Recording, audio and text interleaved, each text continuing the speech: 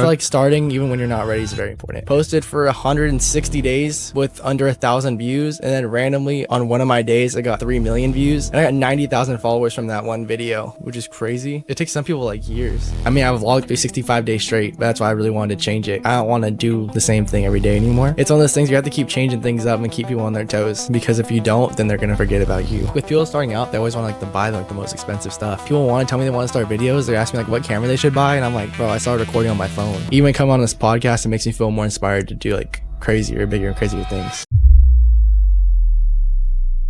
My brother's here today. Damn, this has been months in the making. I am super excited for this one because it's probably been like 3-4 months since I reached out to you. Yeah. It's crazy. You are currently living in Cali, lived there all your life, right? Super small town. Super small town.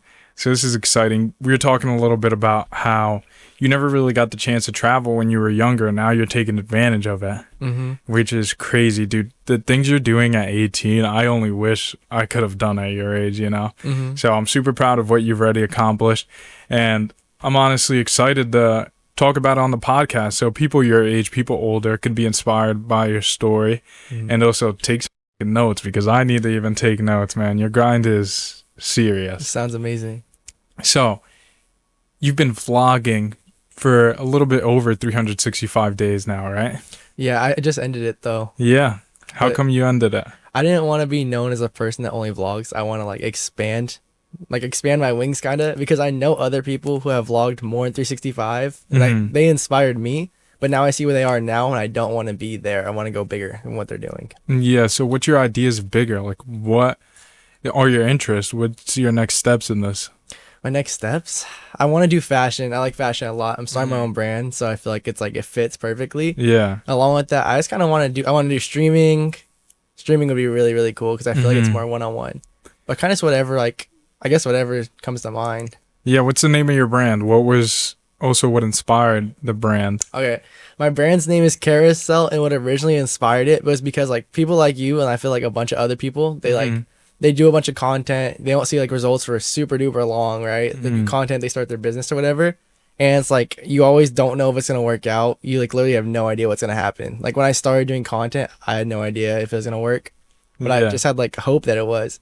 So I feel like with my brand, the people I want behind it, the idea I want behind the brand is that people feel together, that there's other people just like you out there working hard, but not seeing the results really. And just to keep their head up, because anyone could do it pretty much. That's super cool. So for you, did you see the results instantly? What made you keep going maybe when you had that day where you're like, this isn't working, you know? What was your process? What was your journey? How long did it take for you to start seeing results and feel because we talked about it earlier, you had that delusion where you already saw yourself with 1 million followers, you know? But I know there's probably some days where it's you get few views on your video, dang, I worked so hard for this video to flop. What was your journey getting started? Well, I started posting videos in 6th grade when I was 12 years old. I started on the PlayStation with the Share Factory. We had to edit it with the controller. That was terrible. That's crazy. Those videos did terrible too. And then I transferred to my Chromebook, started filming videos on that. Still terrible, around 30 to 40 views per video. Then I took a hiatus and I stopped for a while. But then I picked up my phone and I started doing cinematic videos. Cinematic. But those did okay. They got 600-700 views, no pun. But once I was done with that, I stopped for a long time because people at school were like, damn, this sucks, bro. What are you doing? And then my senior year, I really sat down and thought about it. I literally journaled it out in the beginning of January. And because I started vlogging of November last year. Okay. And I just started because I was like, why not just try to chase what I want to do? Because I've always wanted to do content. So I kind of started there, posted for 160 days with under 1,000 views. And then randomly on one of my days, I got 3 million views. And I got 90,000 followers from that one video, which is insane. Oh my God. Yeah. So I got 100,000 followers in a week or two, which is crazy. Because it takes some people years. Yeah. What's that feeling? Literally, people say that overnight success, but you just said it took 160 days for you. And then people see that one video and they're like, oh yeah, his overnight success, he's killing it. But they didn't see pretty much the grind you put in for the 160 prior days, you know? Yeah, definitely. Well, the 160 days, it was weird because like I only had like around like one friend that I would like talk to every single day. So I kind of like shut everyone else out while I was recording and like just posting and all that and just trying to like work as hard as I possibly could because I didn't want people being like, bro, what are you doing? So I just tried to not talk to anybody.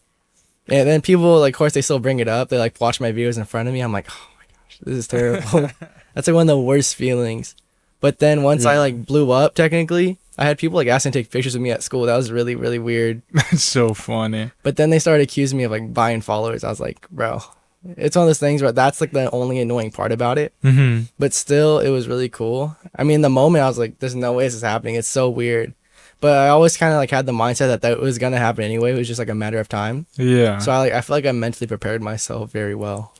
That's really cool. I hear that honestly a lot from a lot of successful creators like yourself, that the mental preparation happens prior to the blow up. Like even for myself, I knew there was going to be certain things that happen.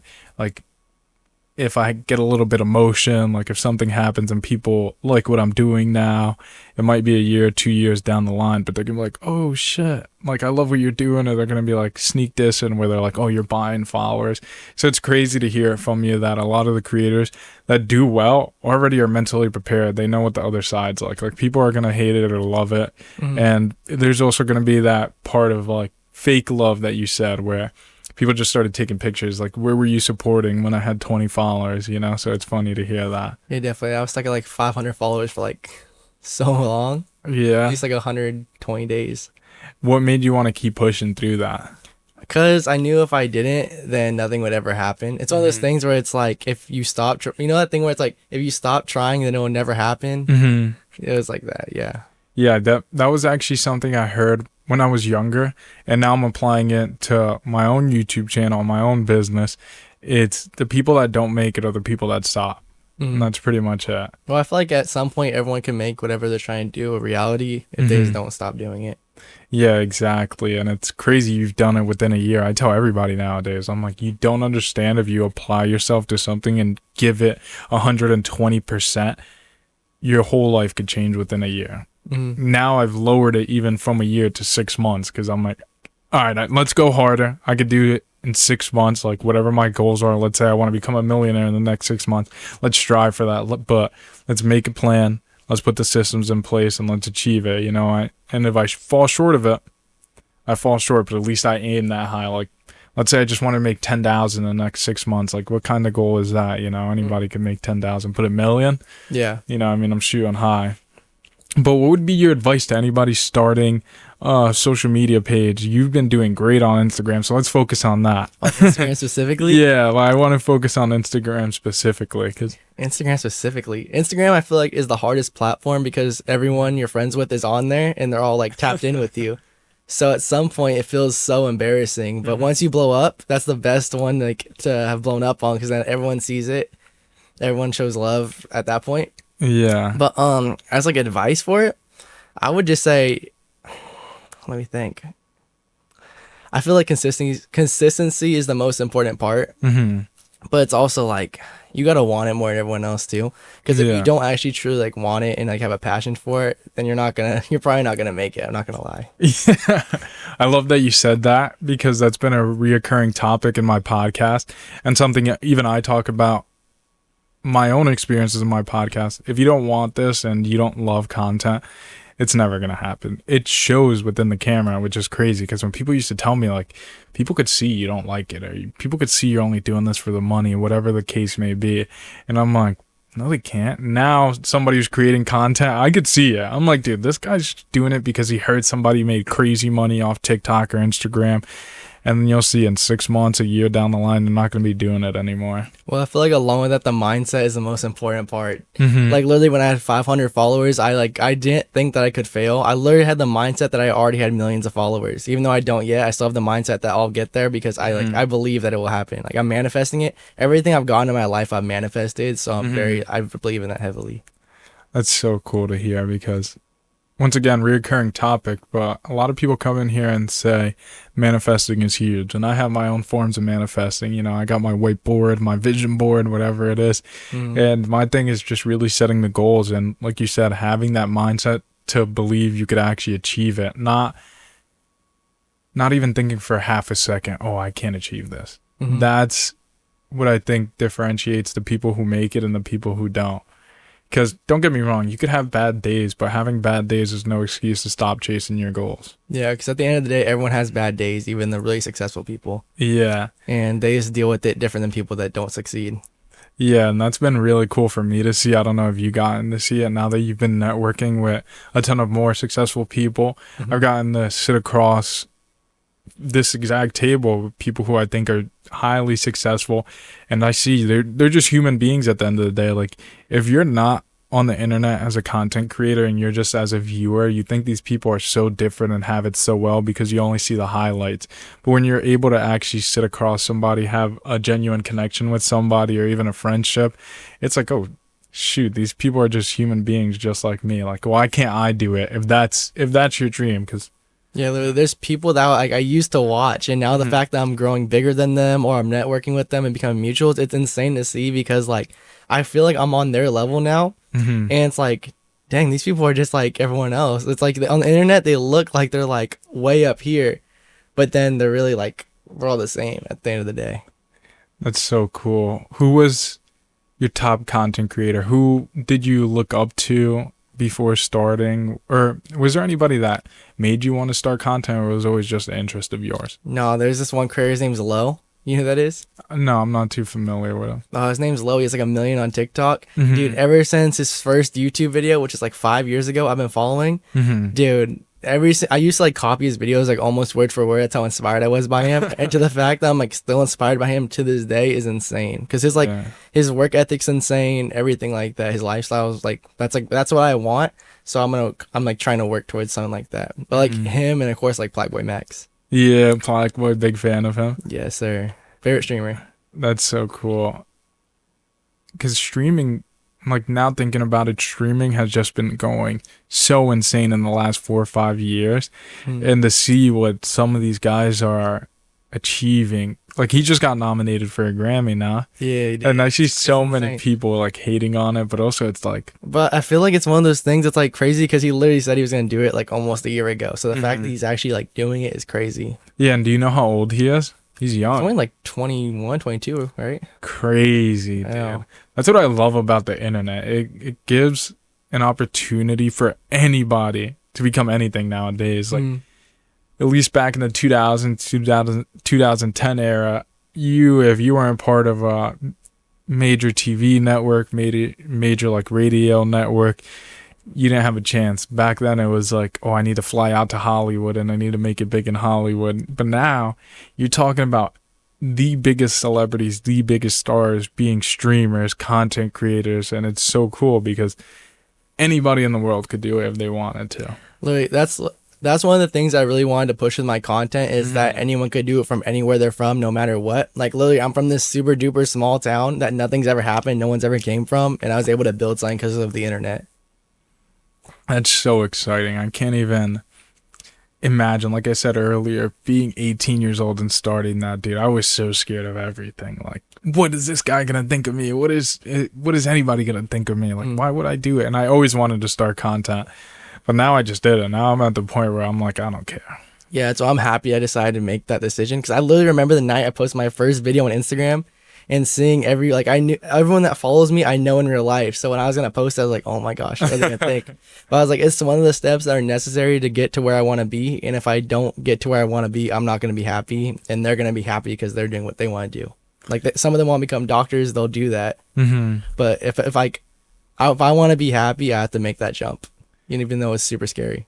Yeah, I think it's super important that you said that, because a lot of people are scared of that jump. Like, we all have similar feelings prior to starting, especially that. Like, I remember blocking everybody on my TikTok. You know how you could block your contacts? Yeah, to do that. Yeah, just so they didn't see what I was doing, because I'm like, I'm too old to do content. First of all, I'm 26. I'm young still. You know what I mean? You called me young earlier, but I'm like, yeah, I'm unk. Unk status. Yeah, I'm unk status. But yeah, no, when you're in your 20s, you're still young. Like, I have no responsibilities in the sense of I don't have my own family yet. I don't have my own house yet. Like, I could literally do whatever I want when I want, and that's a blessing. So I need to take advantage of it, because as you get older, you see it. You got more responsibilities coming in left and right, you know? Mm-hmm. So, I don't know.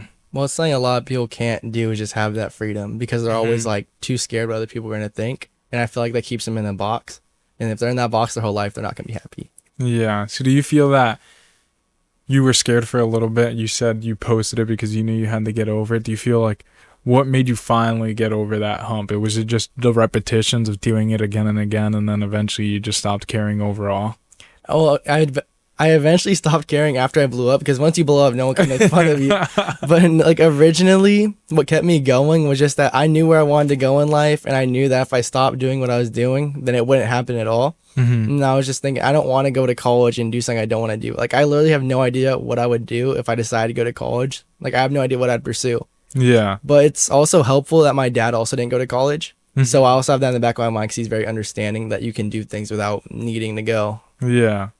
That's really cool, because I feel that nowadays, I mean, it's always been like this. It's changing a little bit more and more every day, but the pressure of going to college, whether it's from your friends, whether it's from your parents, you said your dad didn't go, which is really cool, so he was a little bit more understanding, but that pressure of just society putting you have to go to college after high school, I think is insane. And obviously our generation thinks pretty similar in that fact. Like, you don't need college to be successful.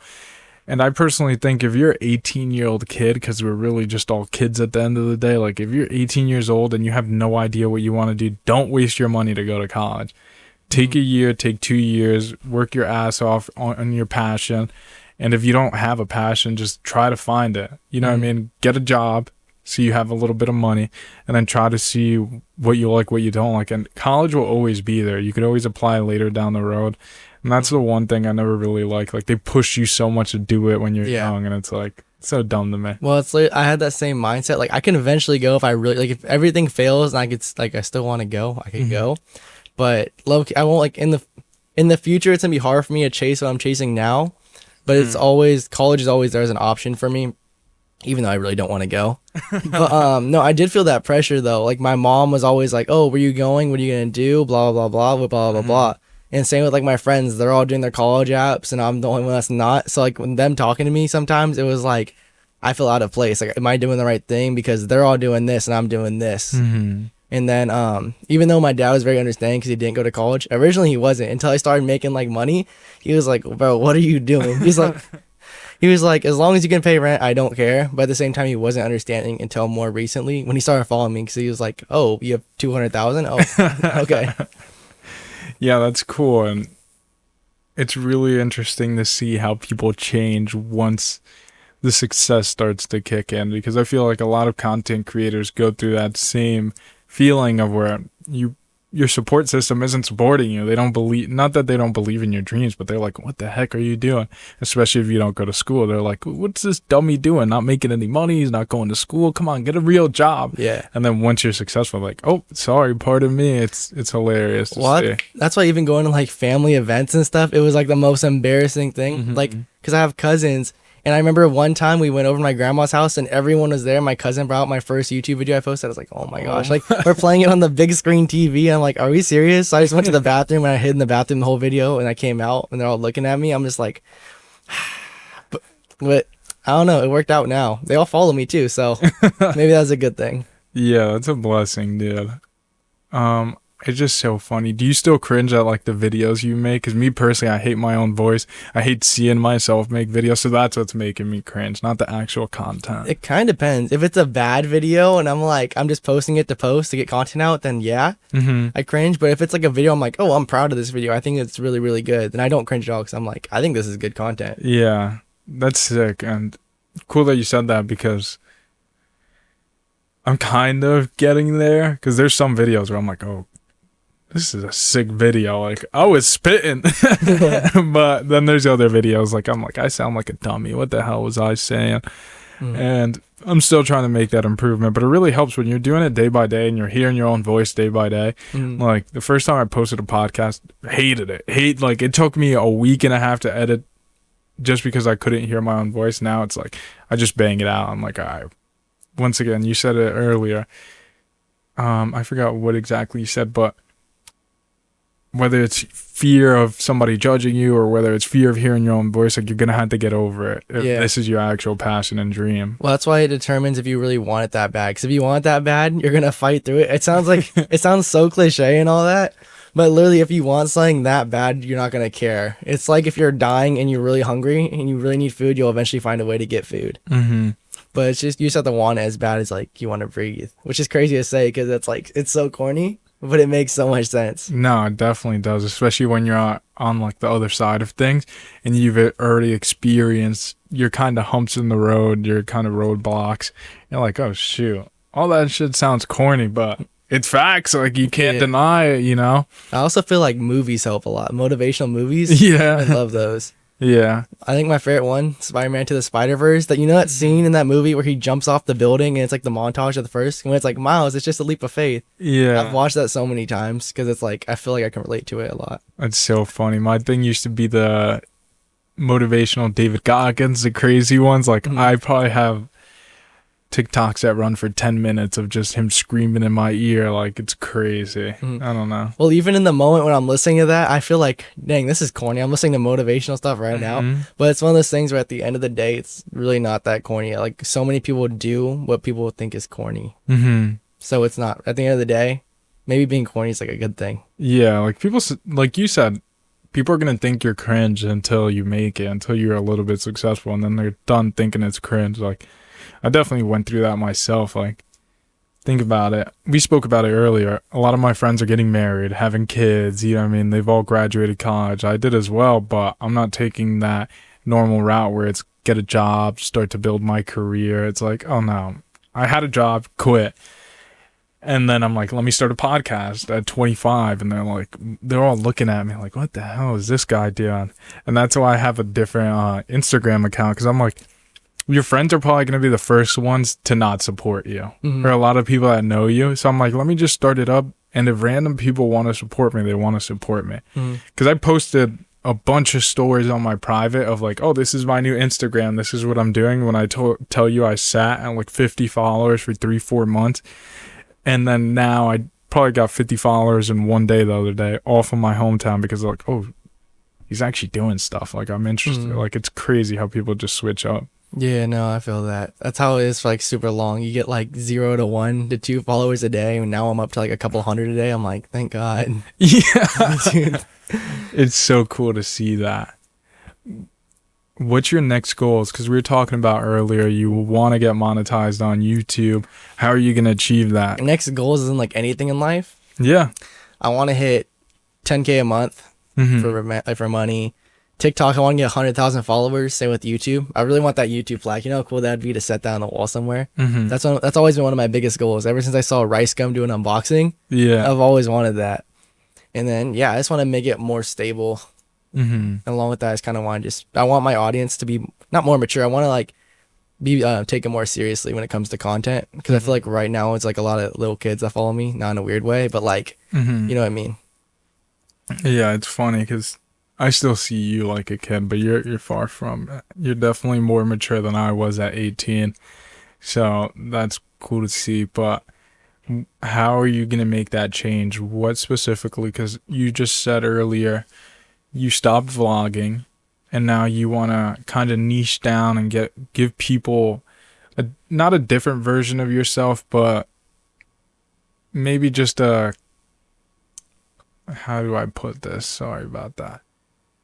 Maybe just give them a different view of your life instead of just like not the bare minimum. I don't know how to put this, but I feel like it's surface level. You know, I feel like your brand, the explanation you gave for your brand wasn't surface level. It went deep. So it's like, how do you give the audience a deeper side of your life? Is that through streaming? Is it through different content? You know? I think it's through streaming, and along with that, just showing people like what you struggle with. You can show that in vlogs too, like I was doing before. But I want to show it like in a different light, which is probably streaming too. Because once people can like talk to you about your problems and all that, then they'll connect with you. Because that's how I feel with like streamers that I've watched before. Because like I have friends that do streaming. They're not really big streamers, but just like talking to them on their streams, like through the chat, it's like I feel a connection with them.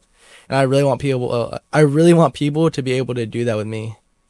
Yeah, I think it's really cool. That was That was my experience when I watched my first ever stream. I watched like a stream for maybe 5 minutes. It's the longest I've ever been on a stream.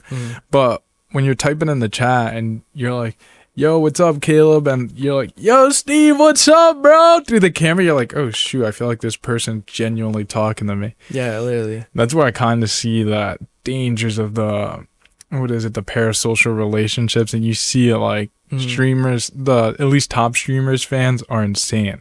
Like Jason the Ween. Yeah. Yeah, because you like can't have like a relationship because of that. It's insane. Yeah, because people think they know every part of your life pretty much just because they watch you for a few hours, and it's like, it's good and bad, but I don't know. I'm excited to see you start streaming and see what you could achieve with it. I know. I'm very excited for that. Yeah. I'm very excited for the future. So much like plans and all that. Yeah.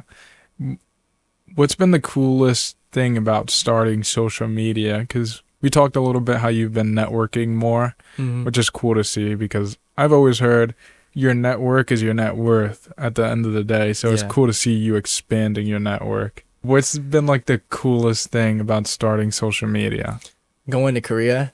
Dude, a brand paid for me to go to Korea. That was insane. No way. Yeah. Got to meet a bunch of Korean people, like a bunch of Korean content creators. They all have like 10 million followers over there. They're like K-pop stars, I guess. But I went over there. It's so crazy. Like the culture is so much different. Like how they go about things. It felt weird pulling out my camera though. Cause like over there, they don't have, like in here, it's like not that weird to see someone pull out a camera and start recording. But over there, it's like sacred. Like they don't do that unless you're doing like TikTok dances. Dancing is huge over there, which is crazy. Really? But yeah, just going to a whole nother country that I never thought I'd go to based off just filming videos from my phone, it's like, it's insane. And also meeting other creators who are like, I've like seen their videos and look up to them. It's weird. It's really, really weird, but it's cool. Was that your first time traveling out the country? Never been on a plane before going to Korea. What? So what made you, was it just the brand reaching out to you that you're like, all right, I'm going to travel halfway across the world for the first time in my life? It's one of those things where it's like, if someone gives me an opportunity, I want to take it, because I don't want to be looking back when I'm super old and being like, I really wish I went to Korea that one time. I really wish I did this, did that. Yeah. And if I take every opportunity that I can and take a bunch of risk, then I don't think I can regret. Yeah, that's huge, and that's a great mindset to have, because you always hear it when people are in their last stages of life, they regret so much and they wish they did so much more. So it's cool to see you be young and taking advantage of every opportunity you have, because then hopefully you reach that age and you're like, dude, I did it all. I can't say I regret anything because I had fun, baby. Yeah, that was also a big thing when I first started. It was like, I don't want to look back and be like, what if I started content and I actually made it? I made a job. But instead, I worked at a grocery store for like 60 years of my life. Yeah. That's like the worst thing I think could possibly happen. So that's what helped me start. Because if I didn't start by posting one video, I wouldn't be here talking to you now. Yeah, no, I'm sorry. Let's go. Let's jump somewhere else. How's New York City been? Dude, New York? Yeah. New York is crazy, bro. I like LA more. I like having the freedom to drive. I love Cali. I've recently realized how much California pride I have. But New York's been cool. I like the lights and all that at night. That's nice. But the whole subway thing and public transportation thing, it's not for me. Have you seen any New York City rats yet? I saw one. It was like this big though. It was like a mouse or a mice, like whatever they call it.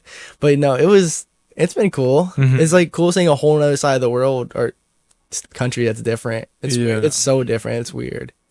How's the food here? What do you think compared to LA? I thought the food was gonna be better because New York's known as like the food city, right? I thought it was gonna be better. Like the food's not bad at all, but it's just one of those things where it's like I have my mindset and like I thought it was gonna be up here, like the best of the best. Yeah, the expectations are set so high. It's like can't really meet them. Like I went to go get a pizza and I was like, oh my gosh, this is gonna be the best thing I ever had. It wasn't. Maybe it was the pizza place though. Yeah, where'd you go? Or it was called like Two Bros Pizza.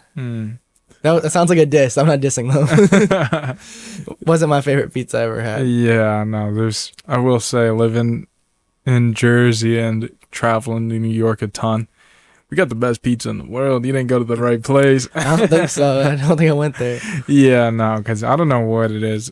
I mean, I haven't been out to Cali yet, but you definitely tell as you start traveling more, like the bread, wheat, it's different everywhere you go in the world. It's actually crazy. Because even South Jersey, like I had a bagel from South Jersey. I'm like, what the hell is this? I did not like it. Dude, the bagels are good though. I had a bagel yesterday. It was amazing. Yeah.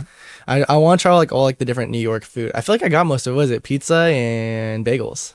Pizza and bagels. No, we got What else is there? Wagyu steak. We got everything. Dude, I love steak. Brazilian barbecue. Have you ever been to one? Yeah, Those yeah. are amazing. Yeah, we have crazy good Brazilian barbecue, pastas. What I do love about New York is like the culture. You could literally find any culture in the city, and what follows with culture is usually food. You could find any dish in New York City, which is sick. That's how I feel about San Francisco. The culture over there is crazy. Yeah. I feel like it's mainly like an Asian culture, I'm not going to lie. Because I know so many people over there that make music and they're all like underground. So it's like, that's okay for streaming. That's what I have in mind. I want to bring them on. Because I'm mutuals with them. That's why it's cool having a big following right now. Because I could be mutuals with so many people. And once I start streaming, I could be like, hey, you want to come on my stream? Blah, blah, blah. Yeah. But San Francisco, the culture over there with like people coming up is crazy.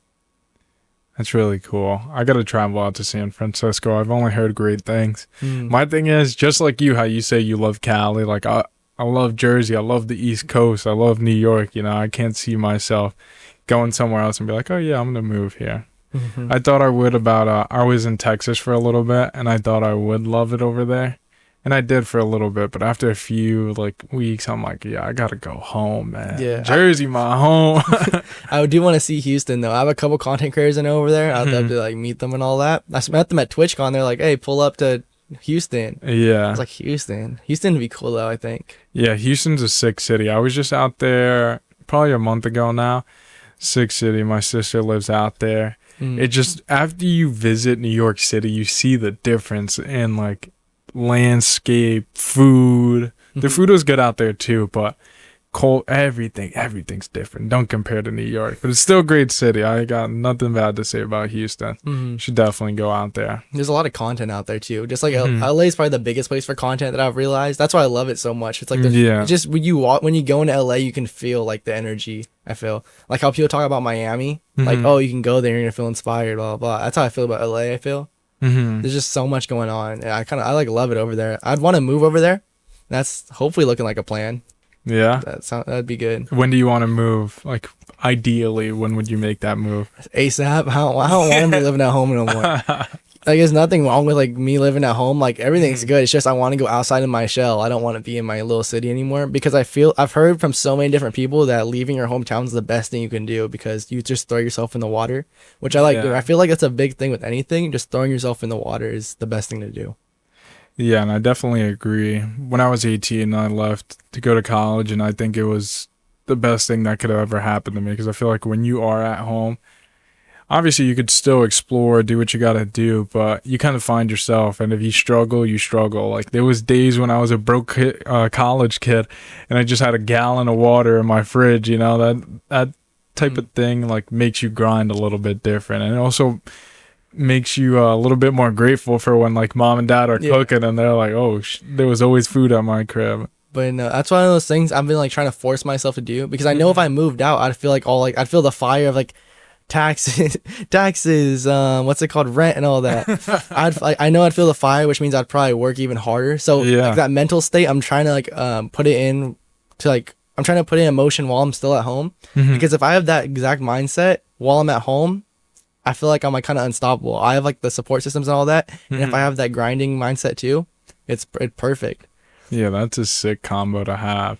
And I do like that you said that you love LA because one thing I do see about LA is it's a huge content hub. Like, you could collaborate with so many different creators out there.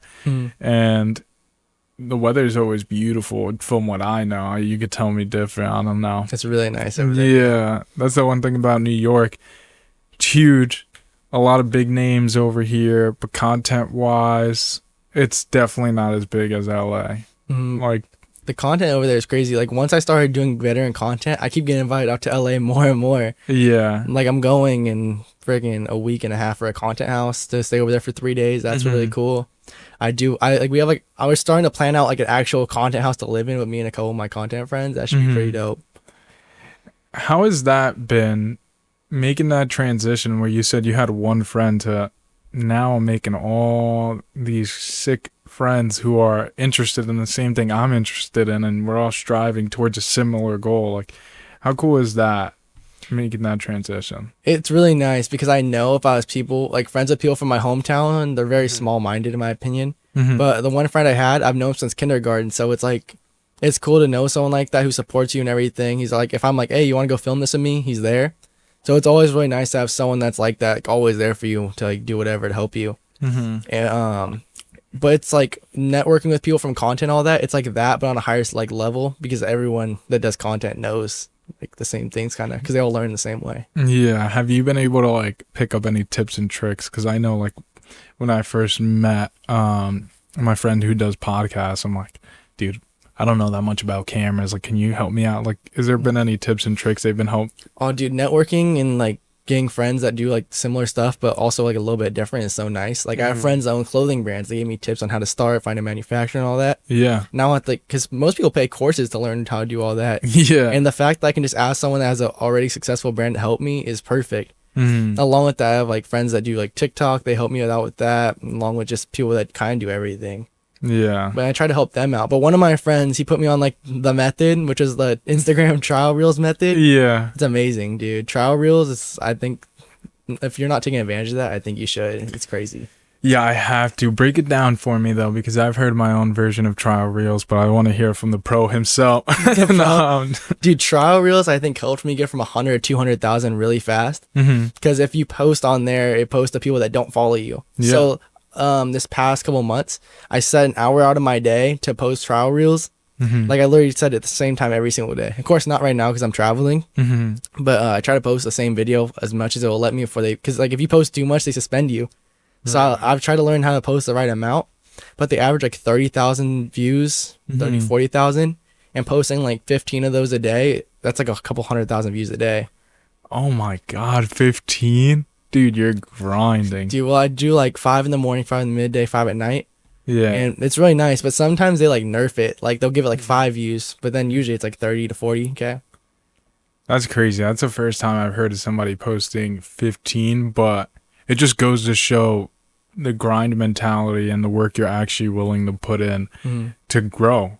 Well, it's just like, sorry to cut you off. No. But it's just like trying to find like little things that'll get you ahead, and like being open-minded to trying new things is very important. Yeah.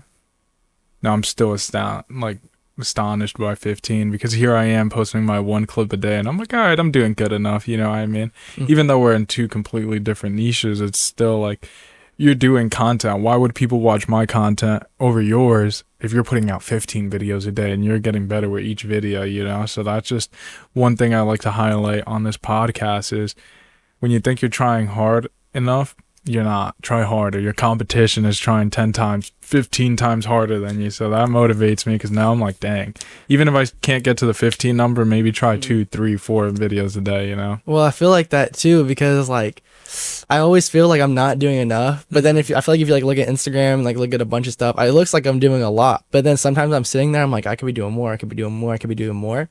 And even if I'm realistically doing everything I can right now, I feel like it's a good mindset to have. Yeah. Because if you keep striving for more, you're always going to get more, I think.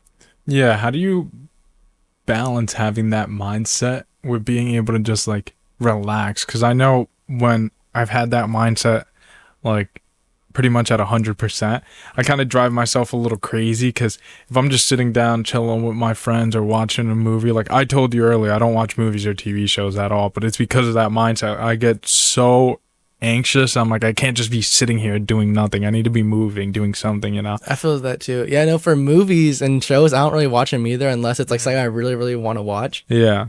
But usually if I'm with my friends, I try to make content out of it, so at least I'm being productive. That's smart. But yeah, no, that's what I try to do. I try to like, I feel that too, especially like hanging out with like my friends or whatever. It's just like, I could be doing this, I could be doing this, but at the same time I have to like keep in mind, like, realistically at the end of the day when I die, is it really gonna matter that I'm doing this right now for like 30 minutes with my friends, or like... That's so true. But at the same time, it's like I try to still make videos and stuff while I'm with them. So it's like, I don't know. That's why it's hard when I was vlogging every single day, because I try to vlog on YouTube, vlog on Instagram, or vlog for like Instagram and TikTok. It was weird. Like, I felt like I wasn't like taking in my own life while I was doing things. Like in Korea, I felt that a little bit.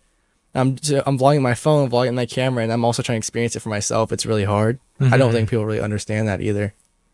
No, it's at that time it's way beyond a full-time job. It's a full-time job and school because you're learning as you go and keep growing, which is crazy. Do you think anything would have been different if you had a cameraman like doing all that for you on the back end, where you could just kind of walk around, enjoy everything, take it in a little bit more? I feel like that'd be nice. I feel like that's one of the steps I want to take, definitely. I feel like that'd be really cool. I think that's also one of my my goals, lifetime goals. I really want a documentary. I feel like that'd be cool. Yeah, it'd be a great time to start. I mean, you're already documenting your life in one way. I would just make sure to keep videos for yourself, like stuff you don't post, and just add those little bits and pieces into your lifetime documentary. Oh, I see what you mean. I really like those videos where people like record themselves before they blow up or anything. Yeah. And it's I used to have one. I think I accidentally deleted it. It was like 3 years ago. I was just laying in my room at nighttime. It was just like, I was like thinking about it. I always think about that video because I really wonder if I could see it now, what I would think. But also, before I got blew up on Instagram or anything, I made a video on my YouTube called Before I Blow Up. I made that when I had 500 followers at the time. And looking at that video now, it's insane because I'm like, damn, literally looking, that was still this year and I had 500 followers and 1,000 on TikTok and all that. And then now the difference, just because I worked hard, is insane. Wow. Yeah, that's really cool to see.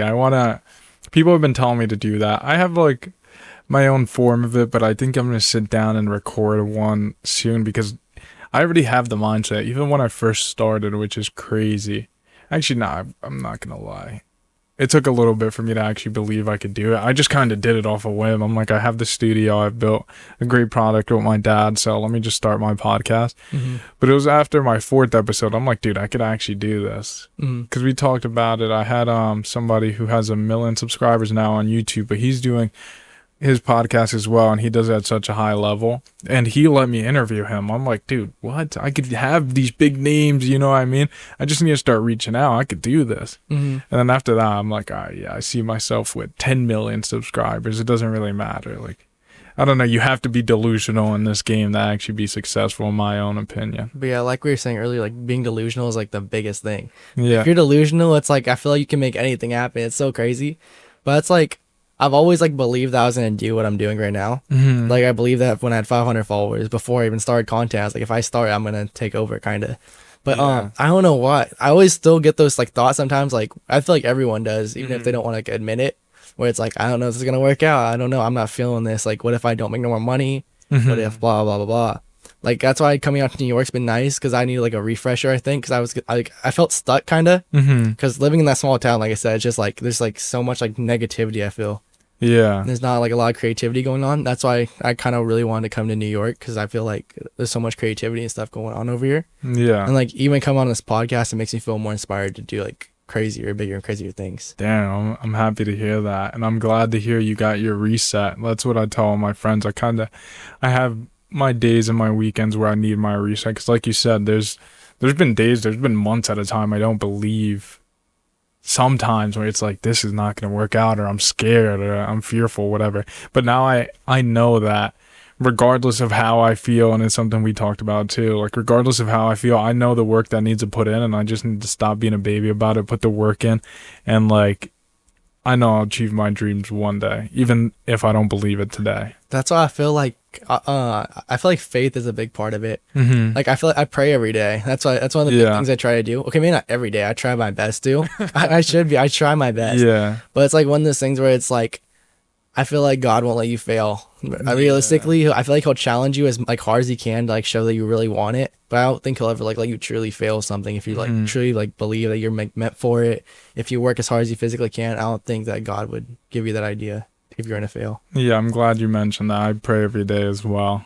I'm actually, like you said, I'm not the best at it. I try to just get up in the morning, pray, take a second, because I definitely took a lot of things for granted in my life, where I'm just like, I wasn't grateful for this or that, the small things. But when you realize, like, dude, if you live in a house, if you have electricity, if you have food and don't have to stress about it, we're doing a lot better than a large percentage of the world already. You know what I mean? Even the opportunity to just turn on a camera, record, and say that's our lives, regardless of the amount of followers we have, is a true blessing. So I feel like when you have that true understanding and you're actually grateful for that, that's when your mindset starts to shift and you really stop to care. Like, regardless of everything, dude, my life is great. I love it. You know what I mean?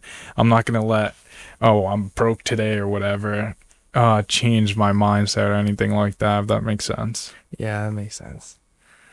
How has your faith, have you always had a strong relationship with God, or has your faith grown in the last few years? Like, what made you be faithful? Was it your family, or was it something you decided to take upon yourself? It's really weird. I felt like I've always believed in like God and Jesus and all that, right? But I don't go to church. Yeah. I don't really, not that I don't believe in it. It's just like one of those things I feel more comfortable. Like if I want to like talk to God or something, I feel like it's better one-on-one. Like I could just pray and all that.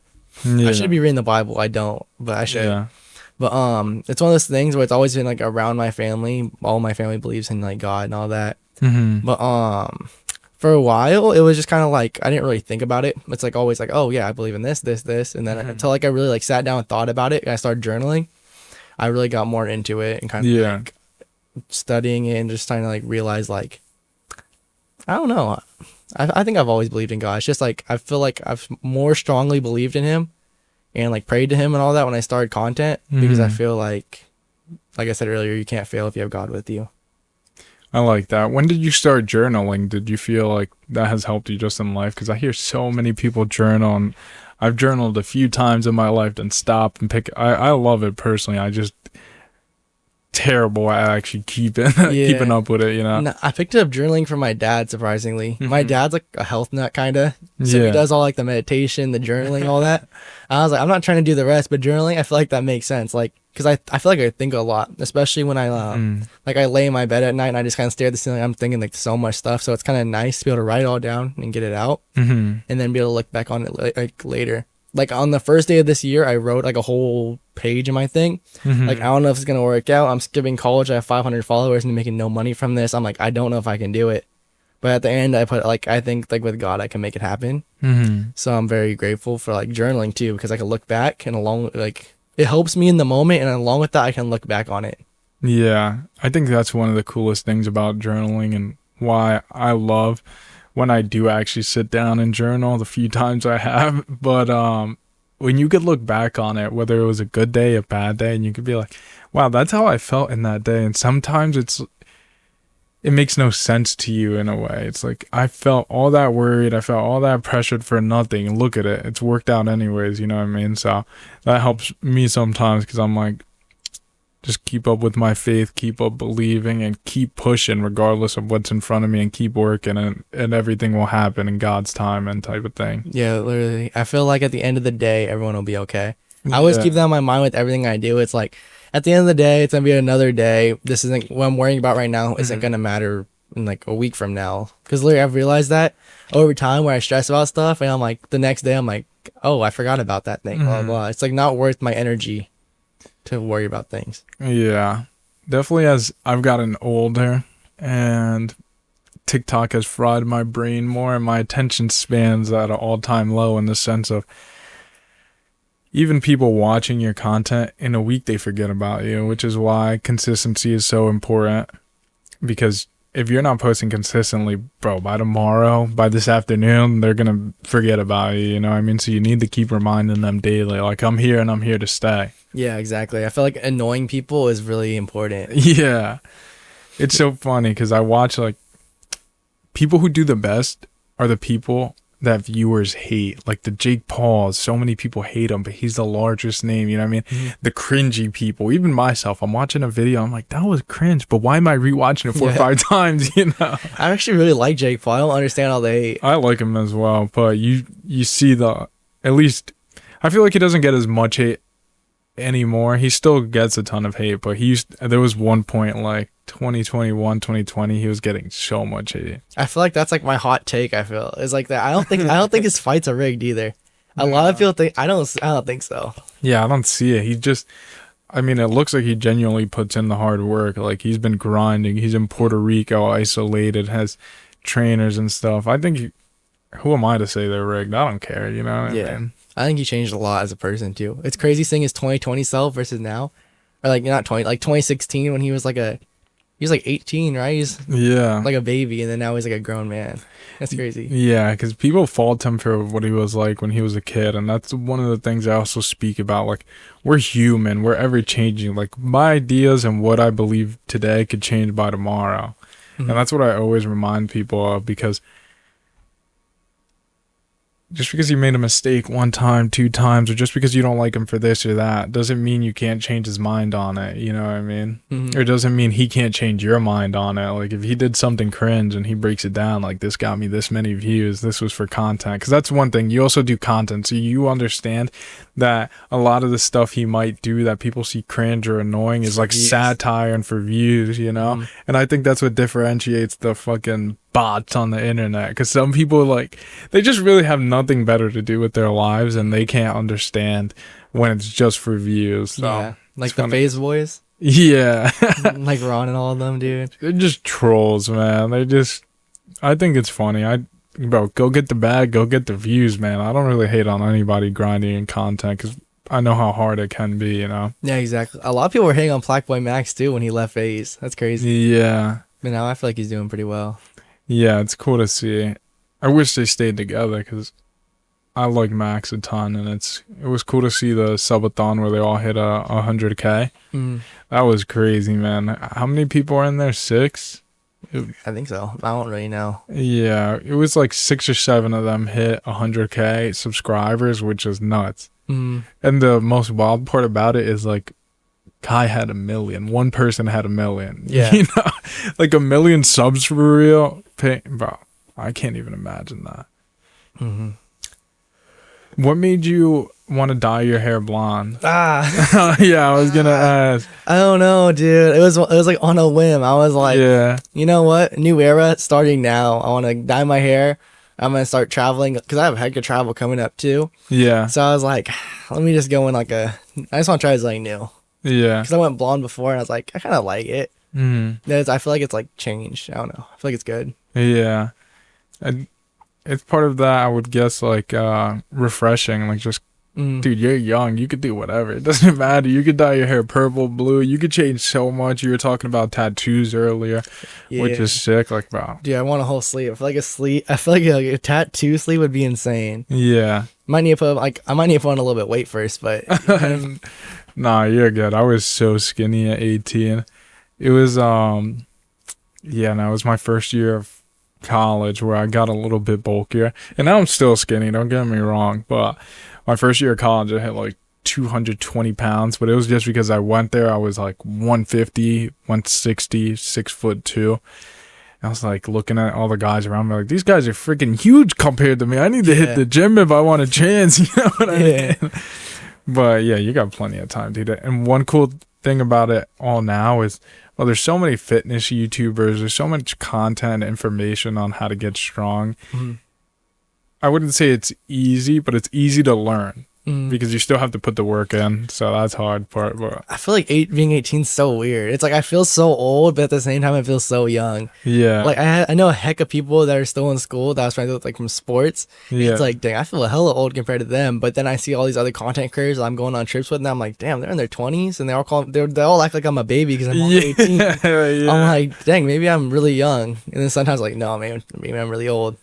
Yeah, no, it's definitely a weird stage of life, because even me, I'm telling you, like, oh, you're a young kid, and you're calling me young, so it's funny to see, but relatively, like, we're both young. There's always going to be somebody older than us, but once again, it's so cool to see you taking advantage of it at 18. Like, that is mind-blowing for me, because I can't even imagine what the next 5-10 years are going to look like for you. You know what I mean? You're already on such a good trajectory, and it seems like you're never going to stop. So I'm excited to see what comes from it. Well, it's weird because sometimes I feel like I'm running out of time, but then I think about it. Then I really sit down and think about it. I'm like, I have so much time. Like, even watching Gary Vee's videos, he's always like, you have hella time. Yeah. So I see that. I'm like, okay, I have time. But then I look at other people around me, around my age, who are more successful. I'm like, I need to work it. I need to start working harder. Yeah, definitely. Working hard isn't a bad thing. So maybe it might help to keep that mindset, but at the same time, bro, you got plenty of time. Yeah. You know what I mean? Just keep up the work ethic and you'll be good. One thing about me is I was just in school, so I thought, oh, yeah, as long as I do school, I'll be good. But then I got out of school, and I'm like, yeah, I'm not happy. So what now? Mm-hmm. And then I had to start working, and then I didn't decide till 2-3 years later after I finished school. So, and that even me, I'm like, yo, I don't have time. But like, what time don't you have? You know what I mean? Everybody is living life at their own pace. And I think that's a realization everybody has to come to, whether it's now or 10 years down the line. Like, bro, it's a marathon, not a sprint. That's one of those things it's been hard to realize. Like, all my friends are in college, and I'm like, dang, if this doesn't work out, I'm gonna have to go, and they're all gonna be out. They're gonna make fun of me. But at the same time, it's like, I feel like they're probably looking at me now, and they're like, they wish what I had, like they had what I had. Not even like a cocky way. I just feel like a lot of people aspire to like travel a lot and all that. Yeah, which I've been like really blessed to be able to do. But I also feel like I think we were talking about jobs earlier, right? Yeah, dude, I had 2 jobs. I feel like that inspired me too to really lock in on content, because I was like, I don't want to go back to this, bro. It's terrible. Yeah, that's cool you got to work, because a lot of people, when they hear you're 18, they're like, oh, this kid's never worked hard enough. But if you had a job, you know what a job takes. Yes, dude. I need to have a job because I got a speeding ticket. Yeah, I got a speeding ticket. I was going 100 and a 65. What? No, but the cop was cool because it was like an empty ass road, and he was cool. So he gave me 5 miles per hour over the speed limit. Wow. So I had to drive like an hour and a half away from my house and pay it off. It was like $400. So I literally worked not this past summer, but the summer before that. I got 2 jobs to pay that off. And I also bought a MacBook with that money too, because I started making a decent amount, and then that's why I edit everything on now too. So I feel like when I bought the MacBook initially, I was like, that's such a waste of money. But now I feel like that's like my biggest investment was that MacBook. So I'm so happy I ended up working that job, because if I never worked that job, I wouldn't have gotten the MacBook, and if I never got the MacBook, then I wouldn't have made anything happen. That's cool, because one thing I got a MacBook too, and I love it because you could travel and edit. There's no excuse not to be working, you know. I also feel like that's one of those things. I feel like everything has a reason too. I heavily believe that.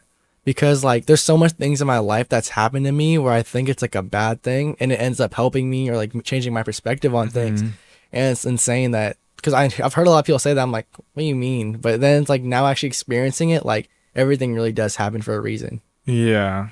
And it's cool to see, because in the moment, like you said, you might not realize what a good thing is or what a bad thing is. That's why now I try to just take everything for face value and not try to be as even keel as possible, if that makes any sense. Like, not think it's good or bad. Like, let it play out, and then we'll see at the end of the day, you know?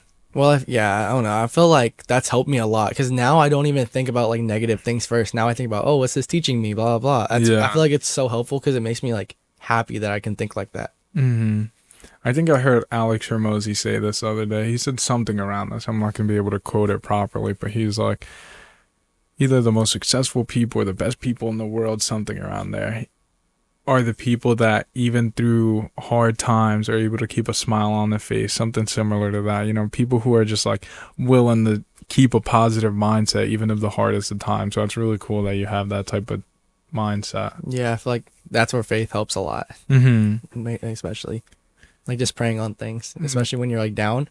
So I've definitely had times like that where like I feel like, oh, is this, because even like after blowing up, it's like you always have to keep going, like changing things up, because if you don't, then it's gonna go right back down. Like you can lose it just as fast as you make it. So it's always one of those things I'm like very courteous about. It's like, if I stop working as hard as I am right now, I can lose everything. I have to go back to school, I have to get jobs and all that. So I'm like, that's why I'm always trying to change and work on stuff, because I feel like change is the most important thing in content. I mean, I've vlogged 365 days straight, but that's why I really wanted to change it, because I was like, I don't want to do the same thing every day anymore. Yeah. Because I feel like, I learned that from Playboy Max too. It's one of those things you have to keep changing things up and keep people on their toes, because if you don't, then they're going to forget about you. Yeah, that makes complete sense. I literally just had that realization the other day. I'm like, even though I'm in a podcast and not much is going to change from the room for now, but I need to change up my format. I need to become more exciting in the sense of I need to give people either a closer look into my life or ask better questions to my guests or have better intros, better editing. I just need the change. And I had that realization the other day. I don't know why people are so scared of change. I feel like change is a very helpful, important thing. Yeah, I think it's necessary in the content space. Like we said earlier, these algorithms change so constantly.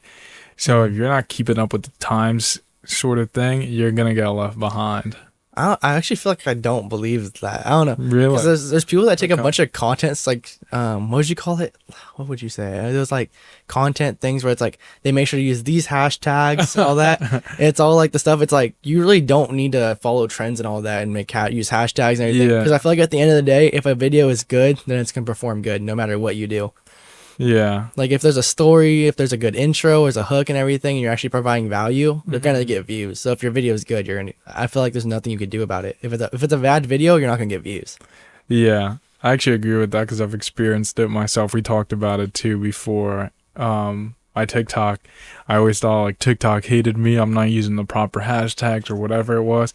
And then I had a video blow up and then, okay, my account's not shadow banned. My videos are just trash. And it's saying it right there because like I got over 200K views. And for me, that's viral. You know what I mean? So I'm like, all right, all the rest of my videos didn't get over 100 views and this one got 200K. I'm obviously just making trash videos for TikTok and that's it. Yeah, that's also been a big thing when I first started content. Studying all my videos and trying to make everyone better than the last was the biggest thing. Yeah. Because I feel like with my content, right when I first started, because I did vlogging every day. There's a bunch of people that do that. Yeah. So I try to take stuff from this guy and take stuff from this guy, apply myself and all that, and just kind of like mix it into one. Because like I'm sure you like see other people that do podcasts and stuff, and you're like, oh, he does that right. I like how he does that. Yeah. So I feel like doing that and then adding your own touch on it is like the most important part.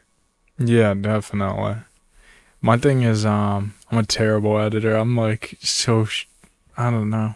And I hated editing when I first started. This is one thing I tell like my younger cousins and everybody. I try to speak like put them on game. I'm like, listen, no matter what you do in life, even if for you you're doing your passion, like there's gonna come a point where you're gonna do something or have to do something that you don't like. For me, it was the editing, and I actually have to edit 90% of the time. Like that's the most I have to do in order to get my podcast out, in order to get my content out. If that makes sense. Like I only record for an hour to 2. I edit for sometimes 12, you know? So I'm like, even though I didn't like it, now I fallen in love with it a little bit more, but I always just try to push that on like the younger generation. Is there anything you do that like you hate? I feel that about public filming, dude. Especially for YouTube, bringing out my camera and setting it down, and just like when like and there's like heck of people there. Like I was at the train station earlier today, and to set down my tripod and start talking to the camera in front of people. I was like, this is terrible. Yeah. It's one of those things where it's like if I'm with my friends and other content creators, I don't really care, because if I'm in a group of people, you're gonna feel weird for thinking that this is weird. Yeah. But if it's just me and I'm somewhere where there's a bunch of people and I'm like, oh my gosh, this is terrible. Yeah. That's so funny you say that, because like watching your videos, I would have never assumed that about you. Well, I feel like it's weird because I went with a group of content creators, the people I went to Korea with, and I went to New York with. They all say I'm very antisocial, like I'm a very antisocial person, but in my videos, I look like a very social, outgoing person. Yeah. But I feel like in reality, I keep to myself a lot.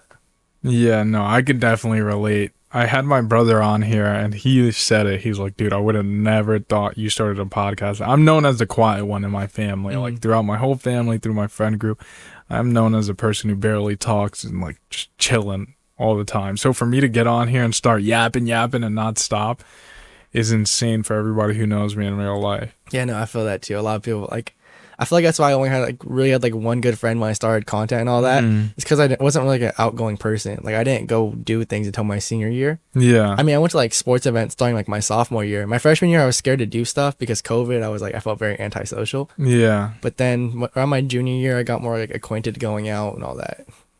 That's cool. How did COVID affect you? Because I was in college when it happened. What grade were you in? I was in middle school when COVID happened. That's crazy. How long did it affect you guys for? Because I mean, in college, we had one summer and I moved back in, you know what I mean? So I missed out on a few months, but you were at home probably with a laptop doing work now. In middle school, I was doing my Zoom calls, and back of my Zoom calls, I play Fortnite. Yeah, that's so crazy, dude. But then also I would like edit videos during that time too. I used to do that too. Like when I got back to high school, yeah, whenever like I was in class, I was just editing videos because I'd sit in the back. So my teacher wouldn't get mad. I would just sit there and edit. Yeah. And that's why my senior year, I took a senior slide. So my schedule was super easy. So I could just sit there and edit. Because I did a bunch of college classes my junior year. Because I was like, okay, my senior year, if I do all my college classes, I can just chill and edit videos and work on them and just go like all out on it. Yeah. That's why for school, I feel like after my junior year, I kind of not gave up, but I took it less serious. I still got all A's. My parents are Asian. They'd beat me. Yeah. But no, I kept all A's. I just made sure to take the easiest classes. Like I never took an AP class. What else? Never took an AP. I didn't do English my senior year. I just took it as like the easiest classes possible. I didn't take my SAT, my PSAT, or anything like that. Yeah.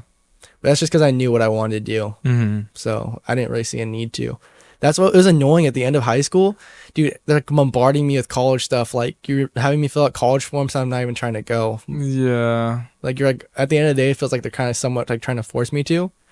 But I still didn't have to, so. Yeah, I'm glad you didn't get forced into that like loop because, bro, I remember the pressure of me. Like, I didn't want to go to college straight after high school. And I did very well in high school. I took APs. I took one AP. Let me not even lie. I took one AP and I did terrible on the exam. But that was just because that was like, I didn't really care about school like that.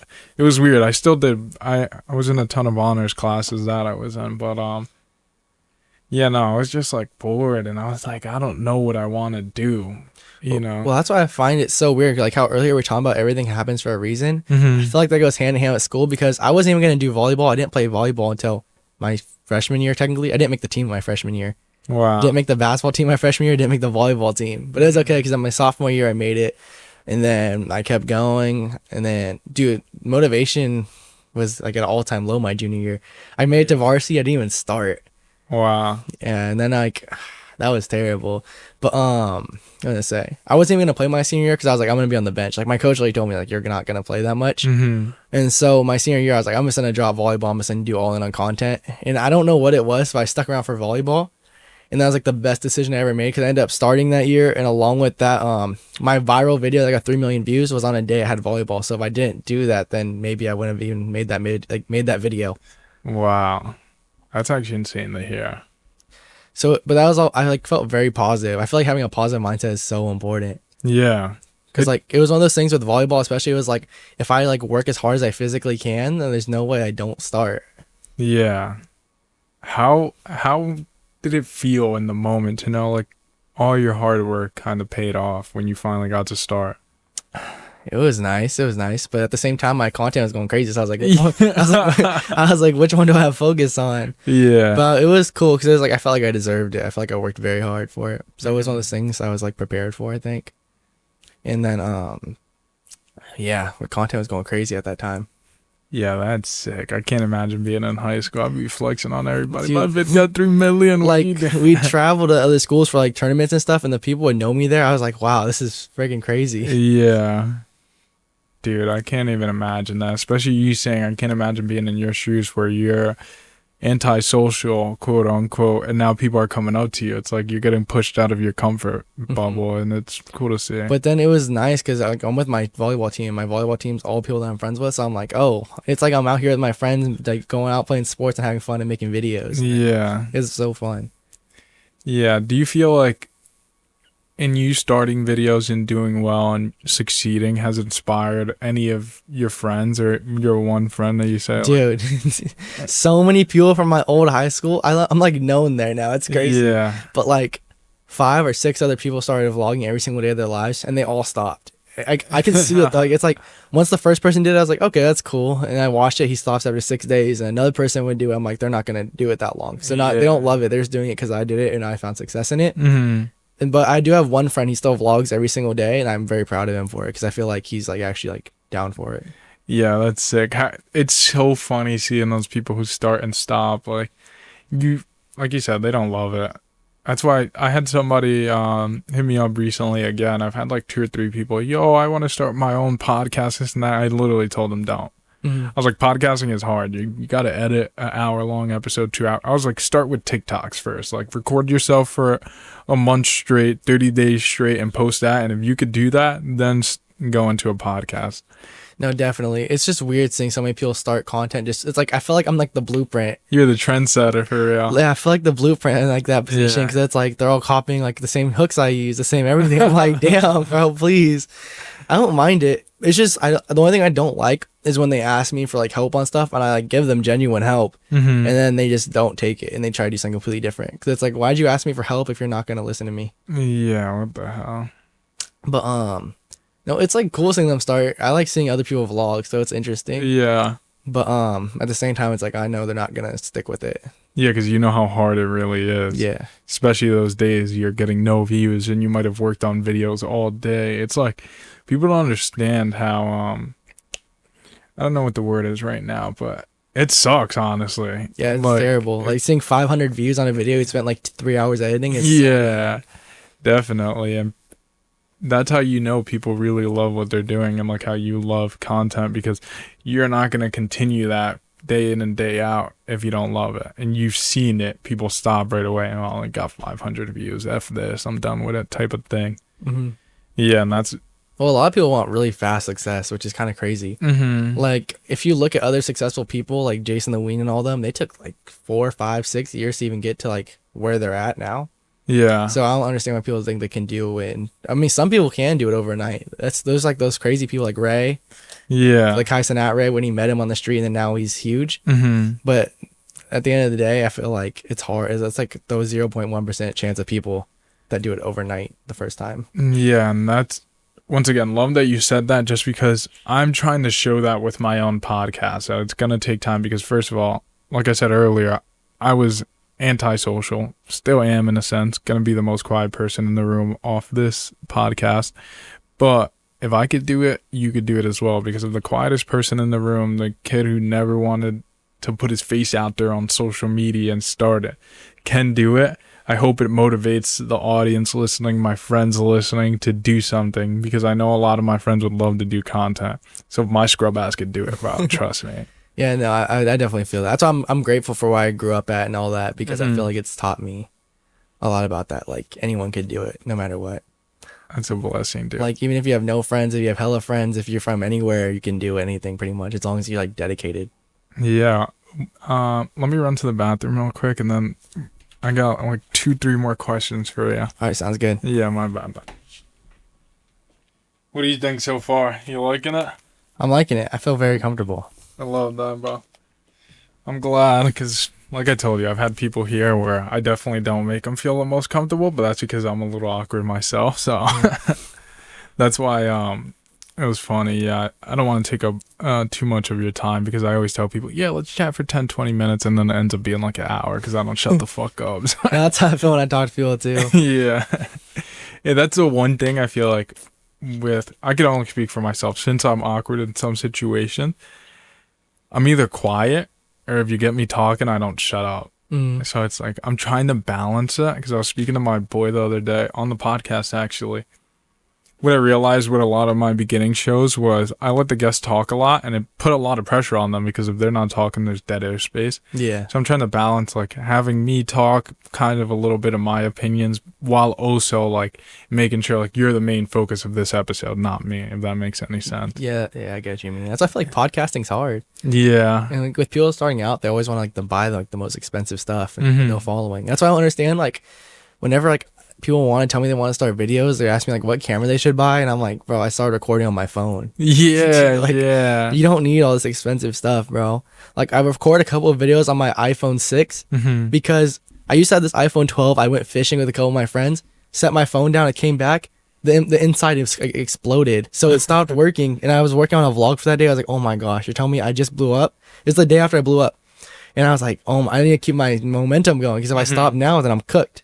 So I literally came home, threw that, no, I didn't throw it away, I kept it. I don't even know where it's at anymore. I grabbed my old phone from like 6th grade, I plugged it in, I just recorded a short little vlog, and that one got like 300,000 views. I was like, oh my God. I was like, whew, if I didn't have that phone, I would have been cooked. So like I begged my dad the next day, I was like, bro, can I get a new phone, blah, blah, blah.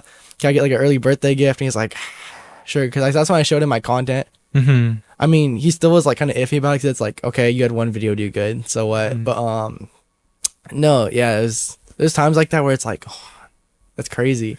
Yeah, you understood you needed to keep the momentum going, because I've also seen there's people, and even one of my good friends, he had tremendous momentum on YouTube. He was getting 100K views every video. He had a gaming channel, and then he just stopped. and he tried to build it up again, and he sees, and you've probably seen it too, how hard it is once you have momentum and you let it go, how hard it is to rebuild that momentum. Because now that I'm doing content, I see it as, why would I follow you if one day you're just going to quit for 2-3 months? You know what I mean? So you got to keep it going, and I'm glad you did keep it going, because now look. Yeah, momentum is an insane thing. Like, you have to be prepared for once that video goes viral to do even more work. Like, once you're viral, you don't get to stop. You have to do more. You have to do more work than you did before, because if you don't, then no one's gonna care that you went viral. And then once you fall off, it's impossible. It's not impossible. It's just hard to get back up. Yeah, and that's one of the things, even for myself, that I've had to keep reminding myself of.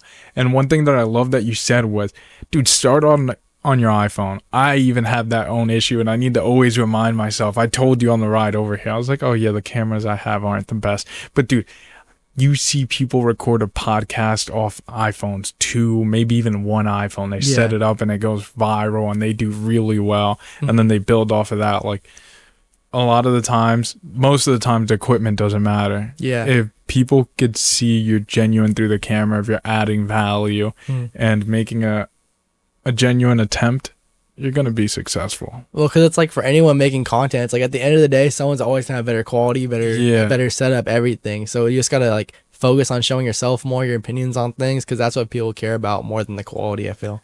Yeah, definitely. I agree. It's just so funny hearing that, because all my life I've always been like, if I get this, I could finally do content. Yeah. Like, it could finally blow up, and it's so untrue. Well, the content stuff for the future looks crazy, because people are talking about AI, but I don't think AI can take over content. No. Because it's like, people watch content because they have genuine connections with the creators, because at the end of the day, AI can't make that happen.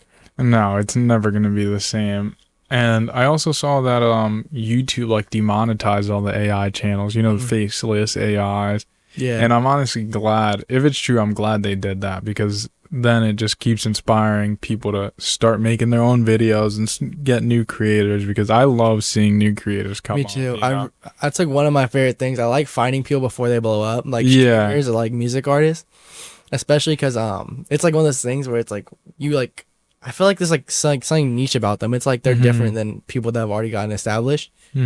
Because that's why when I start streaming, that's what I want to do. I want to get those people, because I know so many of them that deserve like more recognition. Yeah, that'd be cool to get like them on a stream. Yeah, it'd be cool. You're giving them a platform. I think, I'm trying to do something similar with my platform. Have a balance of, I just love having anybody I think it would be an interesting conversation, and people actually making a real attempt in any line, whether it's building a business, whether it's being an entrepreneur, content creators, because content creators are entrepreneurs. And it's just so cool to see sometimes, like, people kind of, let's say 500 followers, 50 followers, and they came in here, told their dope ass story, and then a year down the line I get to see, dude, they're taking over the internet. Like, that's why I'm excited to see where you are a year down the line. Like, holy smokes, he's at 1 million followers. Like, I seen him at 200K, and now he's taking over Twitch, he's taking over Snapchat. We talked about Snapchat, but like, dude, the other platforms are going crazy. Snapchat, people are making hella money on there. Facebook, people are going crazy too. Facebook, I think, is the next wave too. Yeah, there's like, they're doing like their new creative program where it's like 500 a month or something like that, just for posting. Wow. Yeah, but I wouldn't have even known about that if I didn't have like connections with content people, because they told me about all of that too. That's why it's so nice, like, because like someone might have like a different upbringing, so they know these people. So once you meet them, you start to know like what they know. It's so cool. Yeah, I've heard really good things about Facebook. I post on Facebook every day, but it's just because I post my reels and I have them posted on Facebook. But I know, like, at least with social media, it's not that it's bad, but it's not good posting the same video on every site. Like, the algorithm somehow picks it up, whether it's the metadata or somehow, I don't know. I post the same video on every platform. Yeah, I do too. And your videos go crazy. YouTube Shorts has been going crazy. Yeah. 2 million views on a video for dancing or whatever it was. It was crazy. Oh, I think I seen that one. It was you and your buddy, right? Yeah, it's in a random parking garage. You're like, I just filmed some TikToks here. Yeah. So I was like, it's just cool being able to like do that now. Like, with the internet, you can do anything anywhere. Yeah. That's so cool. But yeah, it's sorry to kick you off. No. But like I was just saying, like, connections are crazy. Mm-hmm. Like I met people like I looked up to before. Now I'm friends with them. And it seemed like the people that were thinking about doing a content house. It's like they're crazy cool because like I knew them before, even knowing them. Yeah, no, I couldn't agree with you more.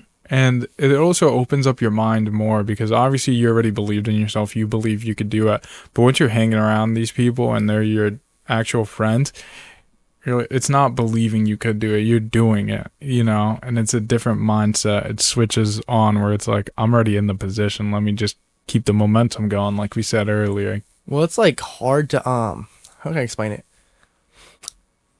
It's hard finding people with the same mindsets, especially coming from small places. It's really hard. So like finding that is insane because it's like you said earlier, it's like it just hopes so much. Yeah. It's also hard, I feel like, to realize the position you're in while you're in it. Mm-hmm. Like right now, I still feel like I did right when I like was creating content before I blew up and all that. It's just one of those things that's like life changes, but it's like hard to like realize it's changing so much. Yeah, I completely agree. And I think it relates back to what you said when you went to Korea, where you kind of feel like you're almost a viewer of your own life and you're not really taking everything in the moment. That's why I think it's super important that you journal, because maybe you could just look back on your day and reflect on it and really try to take it in, even if you weren't taking it in the exact moment. If that makes sense.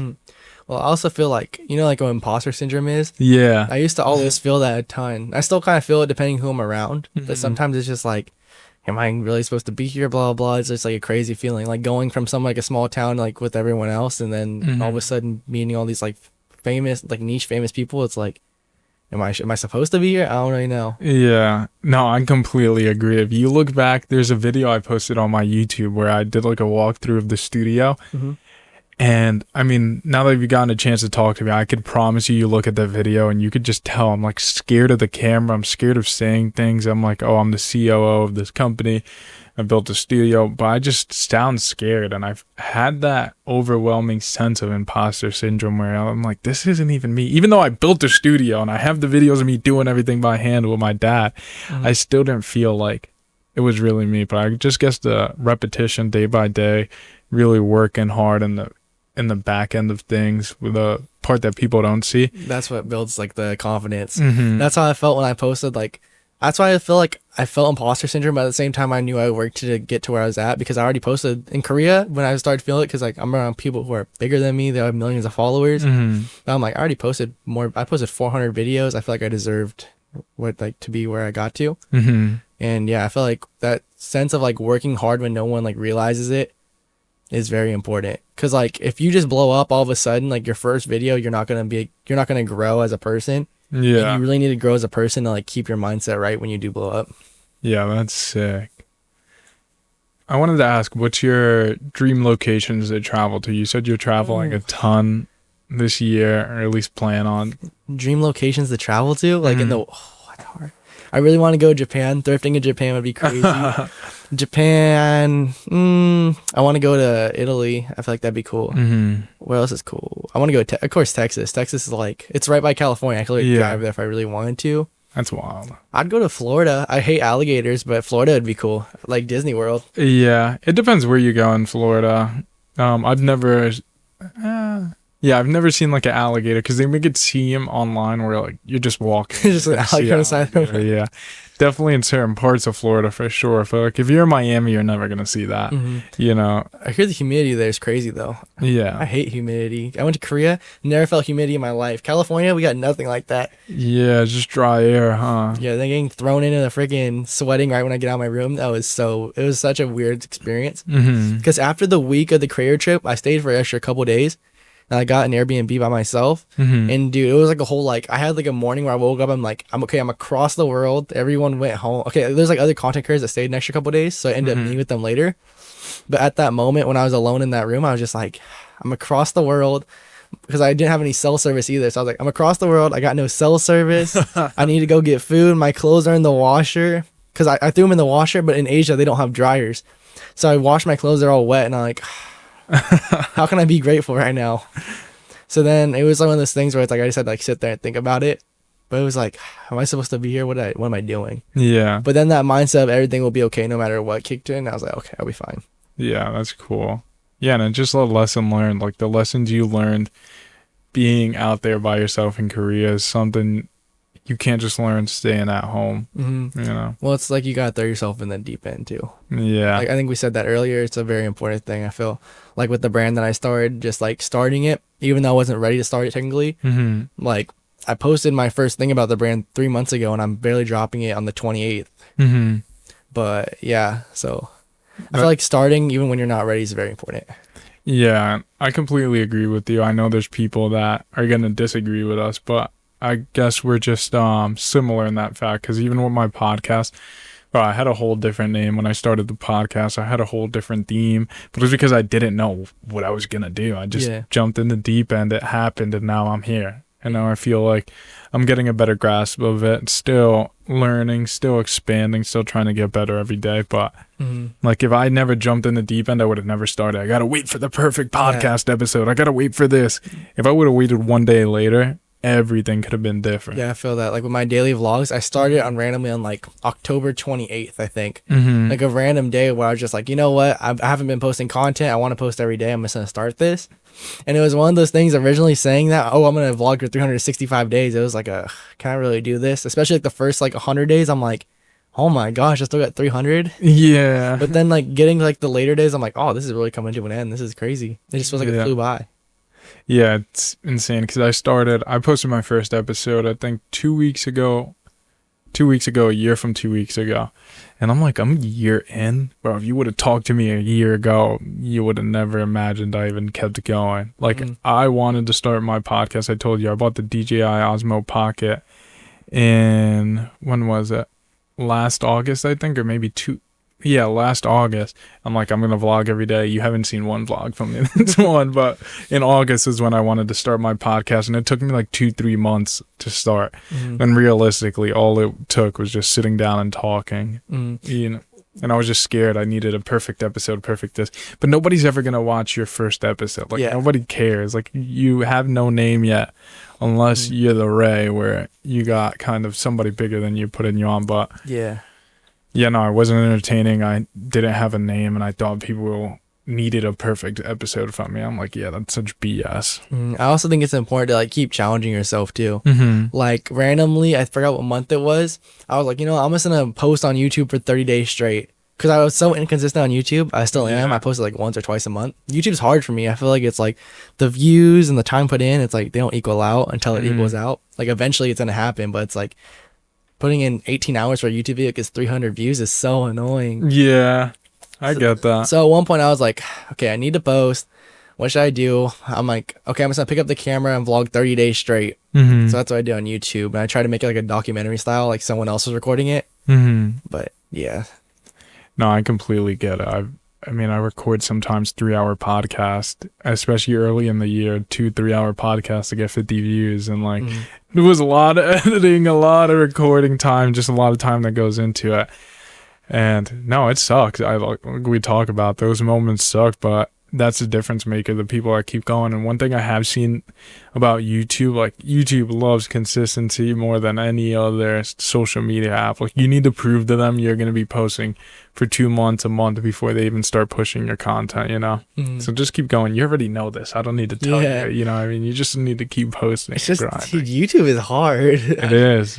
It's one of those things, okay, I think when I start streaming too, I need to start ASAP because I feel like it's one of those things if I keep pushing it off, then it's never going to happen. It's just going to get harder and harder. Exactly. So I could also do like VODs on there and stuff like that. That's why streaming I feel like is nice because not only are you getting the original stream, you get to post YouTube videos, you get to post clips, you get so much from just one sitting down stream.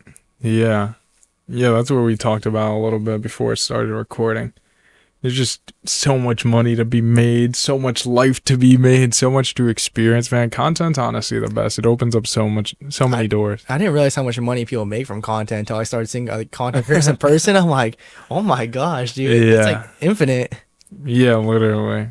And they're just making more money than the doctors, than lawyers, than athletes sometimes. It's insane. We might gotta do another episode later. Let's run it, bro. You know you're more than welcome, bro. Sounds good. Maybe I gotta fly out there and do an episode. Cali? Yeah, I gotta visit Cali. Yeah, that'd be sick. You should, dude. Best state in my opinion. I'll give New Jersey a second. We're opposites. Jersey #1, baby. Jersey's nice though, dude. The weather and everything is so cool. Yeah. Wait till you got to come back when it's actually snowing, just not like these little flakes when you see feet of snow. Dude, different. The one thing you will hate though is the humidity in the summer. You guys have humidity too? Yeah. I really want to see that snow though. Never seen snow in a city. Yeah, no. The city snow, it's like, I guess because I live here, it's like, But Jersey snow is cool because city snow, everybody's walking. It's just the white snow turns dirty so quick. So it's like, well, like I feel like it'd be cool. Like you get called off of a school day because there's a snow thing. I was like, that's insane. Yeah, bro. I used to have snow days all the time growing up. It was so cool. That sounds amazing. Yeah, like you just wake up like. I remember they used to, because this is when the house phones are still a thing. They call the house phone like 5 a.m., 6 a.m. Yeah, school's closed for the day. That was the best feeling in the world. Like knowing you're not going nowhere. It's freezing outside. So you might go shovel for a bit or play with your friends, or you might just stay inside with like hot chocolate, marshmallows. It was a vibe. I know. I wish I got to experience that. Yeah. We don't got that over there. We just got semi-cold winters. Yeah. What about you ever experienced like an earthquake or something like natural? What do you guys experience over there? I mean, they're not crazy. It's just like it's not even like they're not even often. It's like a couple like 2 or 3 times a year. That's more often than here. Well, it's just like you'll be like standing and you'll be like, you don't really notice it. You can't really think about it unless it's a crazy one, which I've never been through a crazy one. But it's just like you just feel like a little like shake. It's literally nothing too crazy at all. I don't know why I said that. I felt an earthquake. Jersey's recently it's been having a few earthquakes. Probably in the last year has been like 3 or 4 over here up north. But there was only one earthquake I felt, and I was in my basement. So I'm like, oh, yeah, the world is gonna collapse. Yeah, it was a time we were. I thought we were honestly like they were bombing us with nukes or something. I'm like, oh yeah, it's over. I was texting my boys. I literally got like 5 text messages in a group chat. It's like, it's over. Because I forgot what time it was, but it was like something actually going on in the United States. I was like, oh, it might happen. Dude, that's what I was worried about my flight tomorrow. I have a flight at 5 a.m. back to San Francisco, and all of them are getting canceled. Dude, I'm like, ooh, I hope not. Yeah. Where are you flying out of? Flying out of Philly to San Francisco. Hopefully it won't be that. Super excited for San Francisco, dude. Berkeley. Yeah. That should be fun. That is sick. Have you ever been to San Francisco? Yeah, I go a lot. Yeah. But I haven't been to Berkeley. I've never been on a college campus besides for like to watch sports. Yeah. So going to Berkeley, I don't know if I'm speaking. I don't really know. My friends are speaking and they told me I could, but I don't know. I'm not on the poster, so I don't know. Okay. Yeah, just being able to experience it and even go up with your friends would be cool. Yeah, exactly. And one thing I will say, like, bro, you could go to college anytime in the world. Like, I know one of my good friends now, dude, he has 5 degrees. And he didn't go back to college till I think he was 28, 29. And he finished his last degree when he was 50. Dang. Yeah, but he has a PhD. He's a doctor. Like, dude. It's like better late than never. Yeah, exactly. But now nobody could say nothing to him. He's got 5 degrees. How many degrees you got? You know what I mean? I'm like, all right, you're flexing on me. I got 1, barely 1. Like, hey, but I'm 26 though. Yeah. So it's. No, man, it's never too late to do anything in the world. That's why I try to motivate literally anybody, no matter how young you are, how old you are. Dude, just pick up and chase your dreams. I don't know. Dude, it doesn't even matter, dude. There's like 13-year-olds who have millions of followers already. Well, that's what I'm saying. The internet is insane, dude. Yeah. And it's only going to keep getting crazier, too. Literally. Like, I saw how big the creator market is, and I'm pretty sure it's billions and billions and billions of dollars, and it's only going to keep getting bigger and bigger. Yeah, there was like a study. It was like by next year, it's supposed to like double or triple. That's insane. Yeah, I'm trying to get my bag. What? You too. Sponsors, hit me up. I was hitting up Celsius. Oh, dude, I would love an energy drink sponsor. Yeah, that's one of my biggest goals. Yeah. I had Bang for a little bit. They sponsored my stuff for a while, and then they stopped. They stopped returning my text. Really? Yes, bro. They sent me out like 8 cases. Took me like 8 months to finish it, but I did. They never sent more. Damn, bro. It was weird. It was like they sent me stuff when I didn't have any followers, and now that I do, they don't send me stuff. It's like, why? Yeah, it makes no sense. I need Celsius. You know who to hit up. I love Celsius. Yeah. But if another energy drink hits me up, I love that more than Celsius. That's all I'm saying. That's how I feel too. I'm like, anyone, please. Yeah, for real. How do you get sponsorships? I saw you posted, like, do brands just hit you up now? The most important part is just putting your email in your bio. Mm-hmm. That's what they all see, and they just hit you up. Yeah. They all come from my email. I mean, one or two's been through Instagram DMs. This one company tried to send me like an electric bike through that. I'm still debating if I should take that. I don't know if I really need to. I drive, so why do I need an electric bike? But yeah, no, mainly emails for sure. Mm-hmm. Dude, and then I don't know why Chevrolet, the car company, they've been commenting on my posts. It's like the weirdest thing. Bro, tell me you need a new Chevy. What the heck? Dude, that'd be amazing. Imagine getting sponsored by Chevrolet. Hell yeah, brand new car for free. I'll take any car. You saw the Chevy Tahoe. I got that. I love that car so much. Chevy, you listening? No, I'm joking, but yeah, no, that's sick. Like getting those opportunities. Yeah, I'm excited. Need to save up, get a new car. That's my big goal right now. I think financial wise, get a new car and then move out. Yeah. I feel like having like your own place is so like nice. I feel. Yeah, it's underrated for sure. It's underrated, especially for content. Because my walls are hella thin in my house, so I know at night my family hears me whenever I make my videos. I'm like, oh my gosh. Yeah, that's why I showed you. I wanted to stream a few years ago, like 2 years ago. But I'm still with my parents right now, and it's definitely different. I should have taken advantage. Like I've had my own houses, I've had my own apartments that I lived with my friends in, and I was just being a degen and wasting my time. Like I could have just taken that time to grind on content and grind in school, and then I would have already been had built a foundation to go off of. But no, then I decided, when I'm at home by myself, I'm like, dang, now let's start it. I'm such a scrub, but no, it's good. Like you said, better late than never. Exactly. All that. Like that one tree analogy. Whereas like, what's it when it's better to plant a tree 20 years ago, but yeah, the second best time is now. Yeah, I like that. I never heard that. You have it? No, but it makes a ton of sense. Yeah. I thought it was a pretty famous quote. No, it probably is, but I'm so off. That's what I don't think people understand. I'm genuinely like so off the internet and so off of like everything, bro. Like even I don't know how to explain this. I mean, we talked about I don't watch movies, I don't watch shows. Like the only thing I really do watch nowadays is TikToks. Like, and that's probably 20-30 minutes of my day max. Just go on TikTok. Yeah, because even on my Instagram, like I have my private Instagram and I go on that some days and just watch stories. But for the most part, I barely even go on my private Instagram because I have the podcast Instagram. I literally just go on, post, and then that's it, and then get off. So I feel like I'm so lost sometimes. There's like analogies, there's metaphors, there's people bringing up references of something they saw, and I'm like, I don't even know where you're getting this from, dude.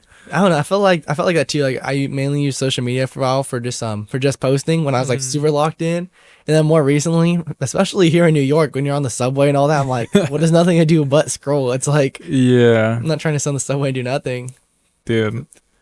I see everybody subway. Like one big thing is you see everybody get in the elevator, just start scrolling, avoid the conversation. I've talked about it a bunch on here. Yeah, literally. But yeah, no, TikTok was such a bad habit of mine. I probably had like 4 or 5 hours at one point of screen time just on TikTok and like YouTube and stuff. And I'm like, God, I already got glasses, bro. I don't want to kill my eyesight more and more. I need to calm down. Dude, I hope I don't need glasses. Everyone in my family has glasses except me. So yeah, it's like an age thing. Once I'm like older, I'm gonna need glasses. I hope not. Yeah, hopefully not, man. Stay off the phone. That screen's killing us. I'm telling you. And that's the one thing. Like we need to sit in front of a screen so much with the laptops, editing, doing all that stuff. So I feel that. Fuck. Yeah, no, I realized that just recently how much I'm like in front of my computer or my phone just editing stuff. Where it's like, damn, I'm really here like 10 hours a day in front of my screen. Yeah. And it's like my eyes must be begging for its life. That's hilarious. I think I need blue light glasses. Yeah, this one has these glasses. Obviously has my prescription, but they have like blue light protection. Yeah. Game changer. Really? Beyond the game changer. Like prior to this, if I was up all night editing and then I'd wake up the next morning, like my eyes would be burning. I don't know if you ever experienced that, but they just hurt, like feel strange. Now I could be on my computer all day, every day. If I got these glasses on, my eyes will be good as long as I get a decent night of sleep, you know? Mm-hmm. Dude, that's one of the things I haven't really realized from like that people always say. It's like you need like the super duper late nights with like 3 hours of sleep and then wake up early in the morning and grind out videos. Mm-hmm. I love my sleep, bro. Yeah, no, bro, you need that. I feel like crappy about it because they're always talking about, oh, you need to go to bed at 3 a.m., wake up at 6 a.m. and start working. No. But at the end of the day, I feel like your work when you sleep that little is less quality than if you were actually to sleep. Oh, yeah. Sleep is so important. Like it's a rarity, the people that sleep those few hours. Like I have my days where that is my life, but like you said, the quality of work I'm putting out is terrible compared to if I slept 8 hours, felt rejuvenated, and I could just go at it, you know? Yeah. I feel like that's like hustle culture though too. Just like the 3 hours of sleep nights, working day to morning to night, when at the end of the day you don't necessarily need to do that. Nah. Of course you have to put in a lot of work and like dedicate yourself to it, but you can't realistically, you're not a machine, so you have to take your time. Yeah. No, I completely agree, because I used to be like, oh, I need to be up by 6, 7 a.m. too. And oh my God. But now I'm just like, dude, whenever I wake up, just make sure I get all my work done. Like today I woke up late. I think I got up out of bed at like 11, but literally started editing, started sending emails, went to go pick you up podcasting. After this is done, I got to edit this episode. I got to go to the gym. There's a bunch of stuff. I'm like nonstop till I go to sleep again. And that's what's important to me. I have slumps, like not slumps. Those are good parts. Like I like when I'm like that because I feel so locked in. Like, okay, I'm doing this, I'm doing this, I'm doing this. Like I hate not having work to do. Yeah. But at the same I don't understand how people get burnt. I don't really get burnt out, I don't think. I posted for what, 400. Okay, I posted 365 days straight. I don't think I felt burnt out once. Like, of course, there's like things where I'm like, okay, I don't want to do this today. But there's never been a point where I'm like, okay, I want to stop. I don't want to do this anymore. It's just, I feel like I enjoy it too much and it's like my passion to where I feel like I can't get burnt out no matter how much work I put in. Yeah. No, I completely agree. But that's a difference maker, man. That's the difference between the people who stop and don't. You told me they stopped at their 6 videos, 2 weeks, 3 weeks, whatever it was, and they felt burnt out. Like, yeah, all right, you think you're gonna win when it's like they're going up against you? Yeah, I feel like being burnt out's the wrong word they use. I think it's just like that's not what they want to do. And it's not a problem too. If you want to do something else, then do something else. Yeah, I completely agree. Because like at the end of the day, not everyone can be a content creator, but not everyone wants to be a content creator either. Yeah. And even me, I didn't think I wanted to be a content creator, and I don't know. I love like filming and being able to post it now. Like, I felt like that with streaming too. I was like, I used the excuse that I really didn't want, like I knew I wanted to stream, but I used the excuse that I didn't want to because I was scared of like streaming. I used to stream to like one person, which is my phone, because I have my phone on the side. And then I was just like, oh my gosh, this is embarrassing. I hate streaming. Yeah. And then that's why I stopped for like the last 2 years. But now I feel like it's like the next step on what I'm trying to do. So it's like, I'm just going to kind of throw myself in the deep end and just start it. I mean, I already started doing TikTok lives to kind of get myself like ready for like live talking to people. Yeah. That's very important. A lot of people freeze up like on live streams. So if I can like learn those skills, because like I feel like that's what they like content, learning the skills is so important. Yeah. And actually having the ability to entertain or give value depending on whatever you're doing, because people think from the outside looking in, oh, that's so easy, I could stream, I could do this, but to do it at a high level and be successful in it is super difficult. Like you said, those skills, being able to get in front of a camera or get in front of a computer screen and not shut up for 4 hours straight and keep people on the other side entertained is a skill and a very hard one to learn, you know. I think people if they'd never done it, they'd think it's easy. That's like when the people compare like the 9 to 5 to content and streamers. It's a really weird topic, I feel. Yeah. I feel like streaming and stuff is harder than some jobs. Like McDonald's. I don't think working at McDonald's is harder than streaming content. But like if you're like a doctor, then yeah, no, your job's harder, bro. Yeah, no, 100%. Like any physical labor, like construction is obviously more I forgot the word, but obviously takes a bigger toll on your body. Like that sucks, and like you got to show up every day. But I think what people don't think about when they're streamers and saying, oh, that's easy. You didn't think about the days they hopped in front of a stream for a year straight, 2 years straight with 1 viewer, 2 viewers, nobody, and kept grinding and kept doing it and let that take a mental toll. Or then the day that they get the 5,000 viewers, 2,000, whatever it is, and then you got 2,000 people coming at you, making fun of you, doing this, like. Well, it's like, Jinxie? That's like, his story is insane. Like, he streamed to 2 people for like 3 years straight, and just because like one random clip blew up, he blew up. Yeah. I find that super motivating. I feel like people, when they look at content creators, they look at their base content and not really their story. Like, I like when I watch someone, I like to know their story and like how they got to where they are. Yeah. And I feel like it's like a different mindset than most people use. Most of them are just to be entertained, not really learn about the person or learn what they can learn from that person. Yeah. That's one thing I love about my podcast. People will be able to scroll back and see my day one and like see the difference and the growth. That's why a bunch of my episodes, especially in the beginning, I didn't edit much, in the sense of I never try to cut out any of my mistakes, because I want people to see my mistakes and people to actually be like, oh, he's not perfect, but his podcast is doing really well. He was able to grow throughout the process, and you'll see the timeline. Oh, it took a year, it took 2 years, it took 3 years.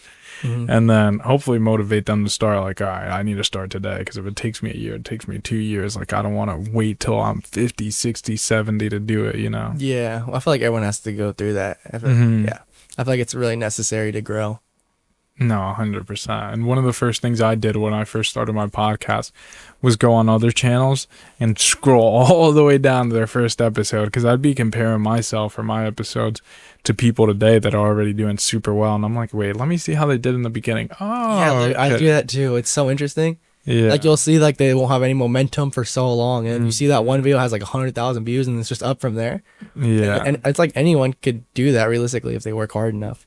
Yeah, one of my friends, he literally had a podcast that for 4 years, for 3 years, didn't get a video over 1,000 views. And then the third year, like probably 6 months into it, got a video that did well. And then around like the 4.5 year mark is when he just started to go crazy. But for 4.5 years, just grinding on his podcast, like, how many people are actually willing to do that with no results, Yeah. or few results? Like, so then that's when I realized, all right, F it, like, I'm gonna do this forever, and if results come, they come. If they don't, they don't. Like, Well, that's like the hardest part. That's literally, it's the hardest part. Yeah. Not having any support and like just being like embarrassed of it because of how like cringy it feels. That's so hard, but it's definitely worth it. It's so worth it.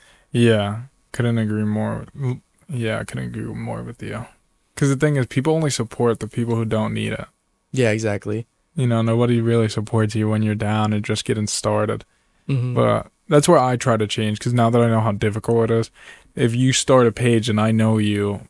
Yeah, it's like my favorite thing to see. Yeah. It's like, I like supporting people because I want to see them Exactly. get to where they want to go. And that's why I've tried to help people. I have my one friend, he does gym content. He's really small. He's posted like 200 days straight. He only has like 500 followers. But it's like one of those things I'm like, bro, I text him like every single story he posts, and he's like, I'm burnt out. I just feel like I like could tell him keep going and all that, because it's like, dude, I see all the potential in you. I know you can do it, because I feel like that's where I was. And it literally just takes like one more try, because you never know when's going to be the one that does it. Literally. So I've tried helping him with that. He's still going. I'm very proud of him for that. That's sick. Is he your age as well? He's like a year younger than me. Yeah, what the? Are you kidding me, bro? If he keeps going, it might take a year, it might take 2 years, 3 years, who knows? But he'll still be freaking 20. I feel like it's easier once you've like grown a lot. Yeah. You can see who's gonna come up and grow a lot too. Like how we were talking about like Jaden Violet earlier, going crazy. Yeah. Yeah. This is hopefully this is his year, because I mean he's still going crazy, bro. To be just driving across the country, nothing to your name, in the sense of like he didn't know, oh, I have this lease for the next year. He's like, all right, I'm just gonna believe in myself, believe in the dream, and wherever it takes me, it takes me. And he's been doing some crazy collabs recently, which is really cool to see, because he definitely, like, you don't get those opportunities here in Jersey. The streaming scene in Cali is definitely a lot bigger, at least for collabs and things like that. There's so many people to collab with. There's so much big cities and people that live over there. I mean, of course, New York does too. I know a lot of people that live in New York. Really? But I don't know, New York, there's so much going on. I don't think I could live here. It's a city that never sleeps, man. Yeah, dude, it's so busy. It's kind of like overwhelming to a point. Yeah. But it's like a good overwhelming, I think. Yeah, no, I love it. I love No, I love where I live because I'm in Jersey. Like, Jersey's the perfect because you get a mix of everything. Like, if you want it to quiet down, you can go to the suburbs in Jersey. If you want to go to New York, you're on a 20-minute train ride, you're in the city. If you want to go to the mountains, if you want to go down the shore, you saw the shore. The shore is sick. Dude, like, Jersey Shore is beautiful. I love it. yeah. That's the thing. As I've grown up, too, it's like when I was younger, it was so dirty. Like, I'm going to be honest. The Jersey Shore? Yeah, I don't know why. Well, at least not dirty, I would say. Some beaches were dirty, but not really crazy. The water wasn't really that clear. Now I feel like year by year, the water is clearing up more and more, and it's actually really cool to see. It looked freaking beautiful when I went. It felt like a LA beach, like Yeah. Malibu. Yeah, really. It was so nice. That's so cool. Because I went to school, too. My first college I went to for like a year and a half. We were, I want to say like half a mile from the beach. So it was cool being able to go out there and just relax. But it was also like middle winter when you're in school, like the cold season. So it's not peak over here. So it was also brick. But one thing people don't know, like by the beach in the winter, it's like 10, 15 degrees less than whatever it is. Like if here it's 20, at the beach it was 5 degrees. We were freezing. Have you ever had like a problem like telling someone like your goals and stuff? My goals? What do you mean by problem? Like when I would like tell teachers, like when they're like, "Oh, so what are you doing after high school?" Because like when we're doing college stuff, like at the end of the year, they're like, "Oh, what's your plan?" Blah blah. Yeah, because we had to do like a presentation of what we wanted to do, and I just lied about all my stuff. Yeah. Because I didn't want to go in front of everyone and be like, "Oh, I want to be a content creator." Blah blah. But eventually somehow my teachers ended up figuring out that I did content. Yeah. Which I'm cool with a couple of them, but some of them it's just like they don't get it because they're old. They don't understand it. I feel like I never had any problems with that just because honestly I never told anybody my goals. Like I just always kept it close to myself because I'm like I believe in people always feeding negative energy in the sense of if I tell you my goals and I want to achieve all these crazy things, you're gonna be like, who the hell is this kid? Like he's not gonna achieve any of that. So I never wanted any of that. I try to keep it as close to myself as possible, and if I achieve it, cool. If I don't, I don't, you know. I feel like I began to like be more open about my goals because I achieved. But like at the beginning of this year when I had nothing to like show for it, I just wrote my goals on a paper and stuck it on my wall, and it's still there. Yeah, that's sick. I'm almost done with that sheet. I wrote down 100,000 followers was my goal for this year, and I doubled it. So I'm very happy about that. Wow, bro! Congrats. Thank you. But one of the goals on that list is move out, but I think that one might not get crossed off for another year. Dude, the world is expensive, and I've heard Cali is super expensive. So especially LA. Like 3 to 4K a month in rent, maybe even more. Dude, that's nuts. That's nuts. I mean, it just means I gotta make more money. Yeah, exactly. That's how I try to think of things. It's like if something's expensive, it's not that I can't afford it. It's just I need to make more money.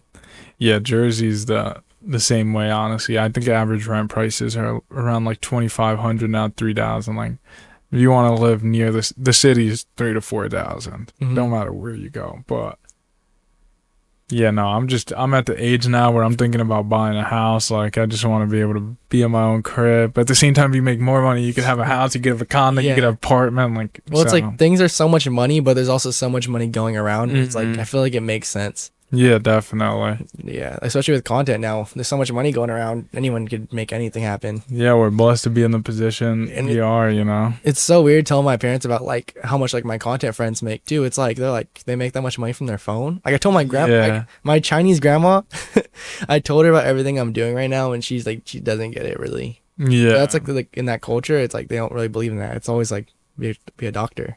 Yeah, no, it's definitely hard to understand because, like you said, be a doctor. Like the older generation just never had that opportunity. So how would they understand? Yeah. Like even where I love my mom to death, but when I first started this, she's like, "What the hell are you doing?" Like, cause she saw me go to my office job pretty much next to Times Square in the city, like make good money, and then she's like, "You're giving it up for this? What are you doing?" I feel that. But now that I've had like people in here show her how much money they're making off internet content creation, she's like, okay, you do what you want.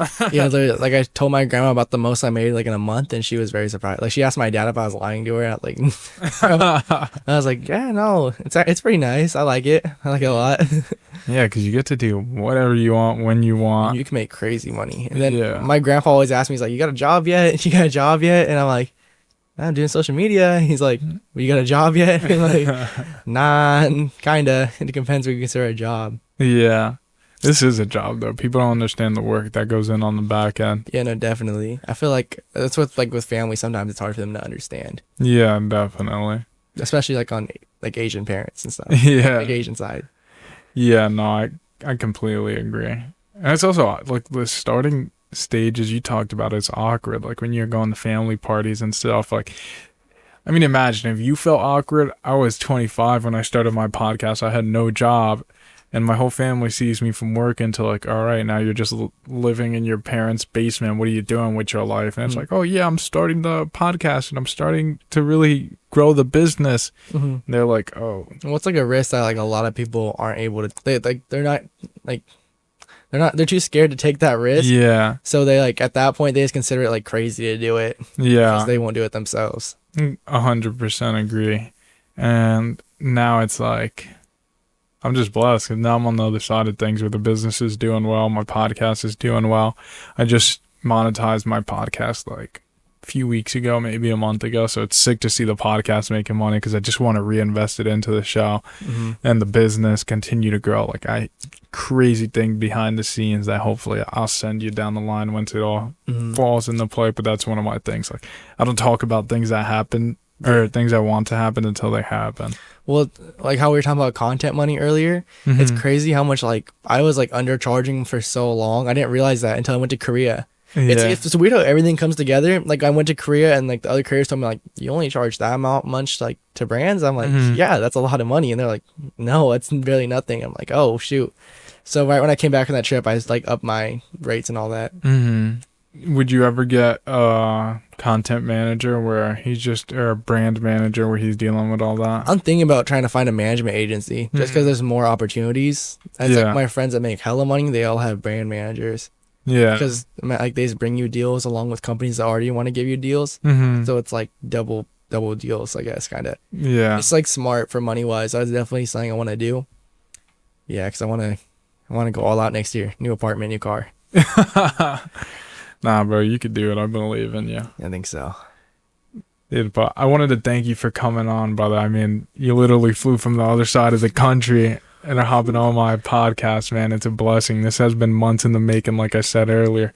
It's been a super dope conversation, and I just can't appreciate you enough for coming by.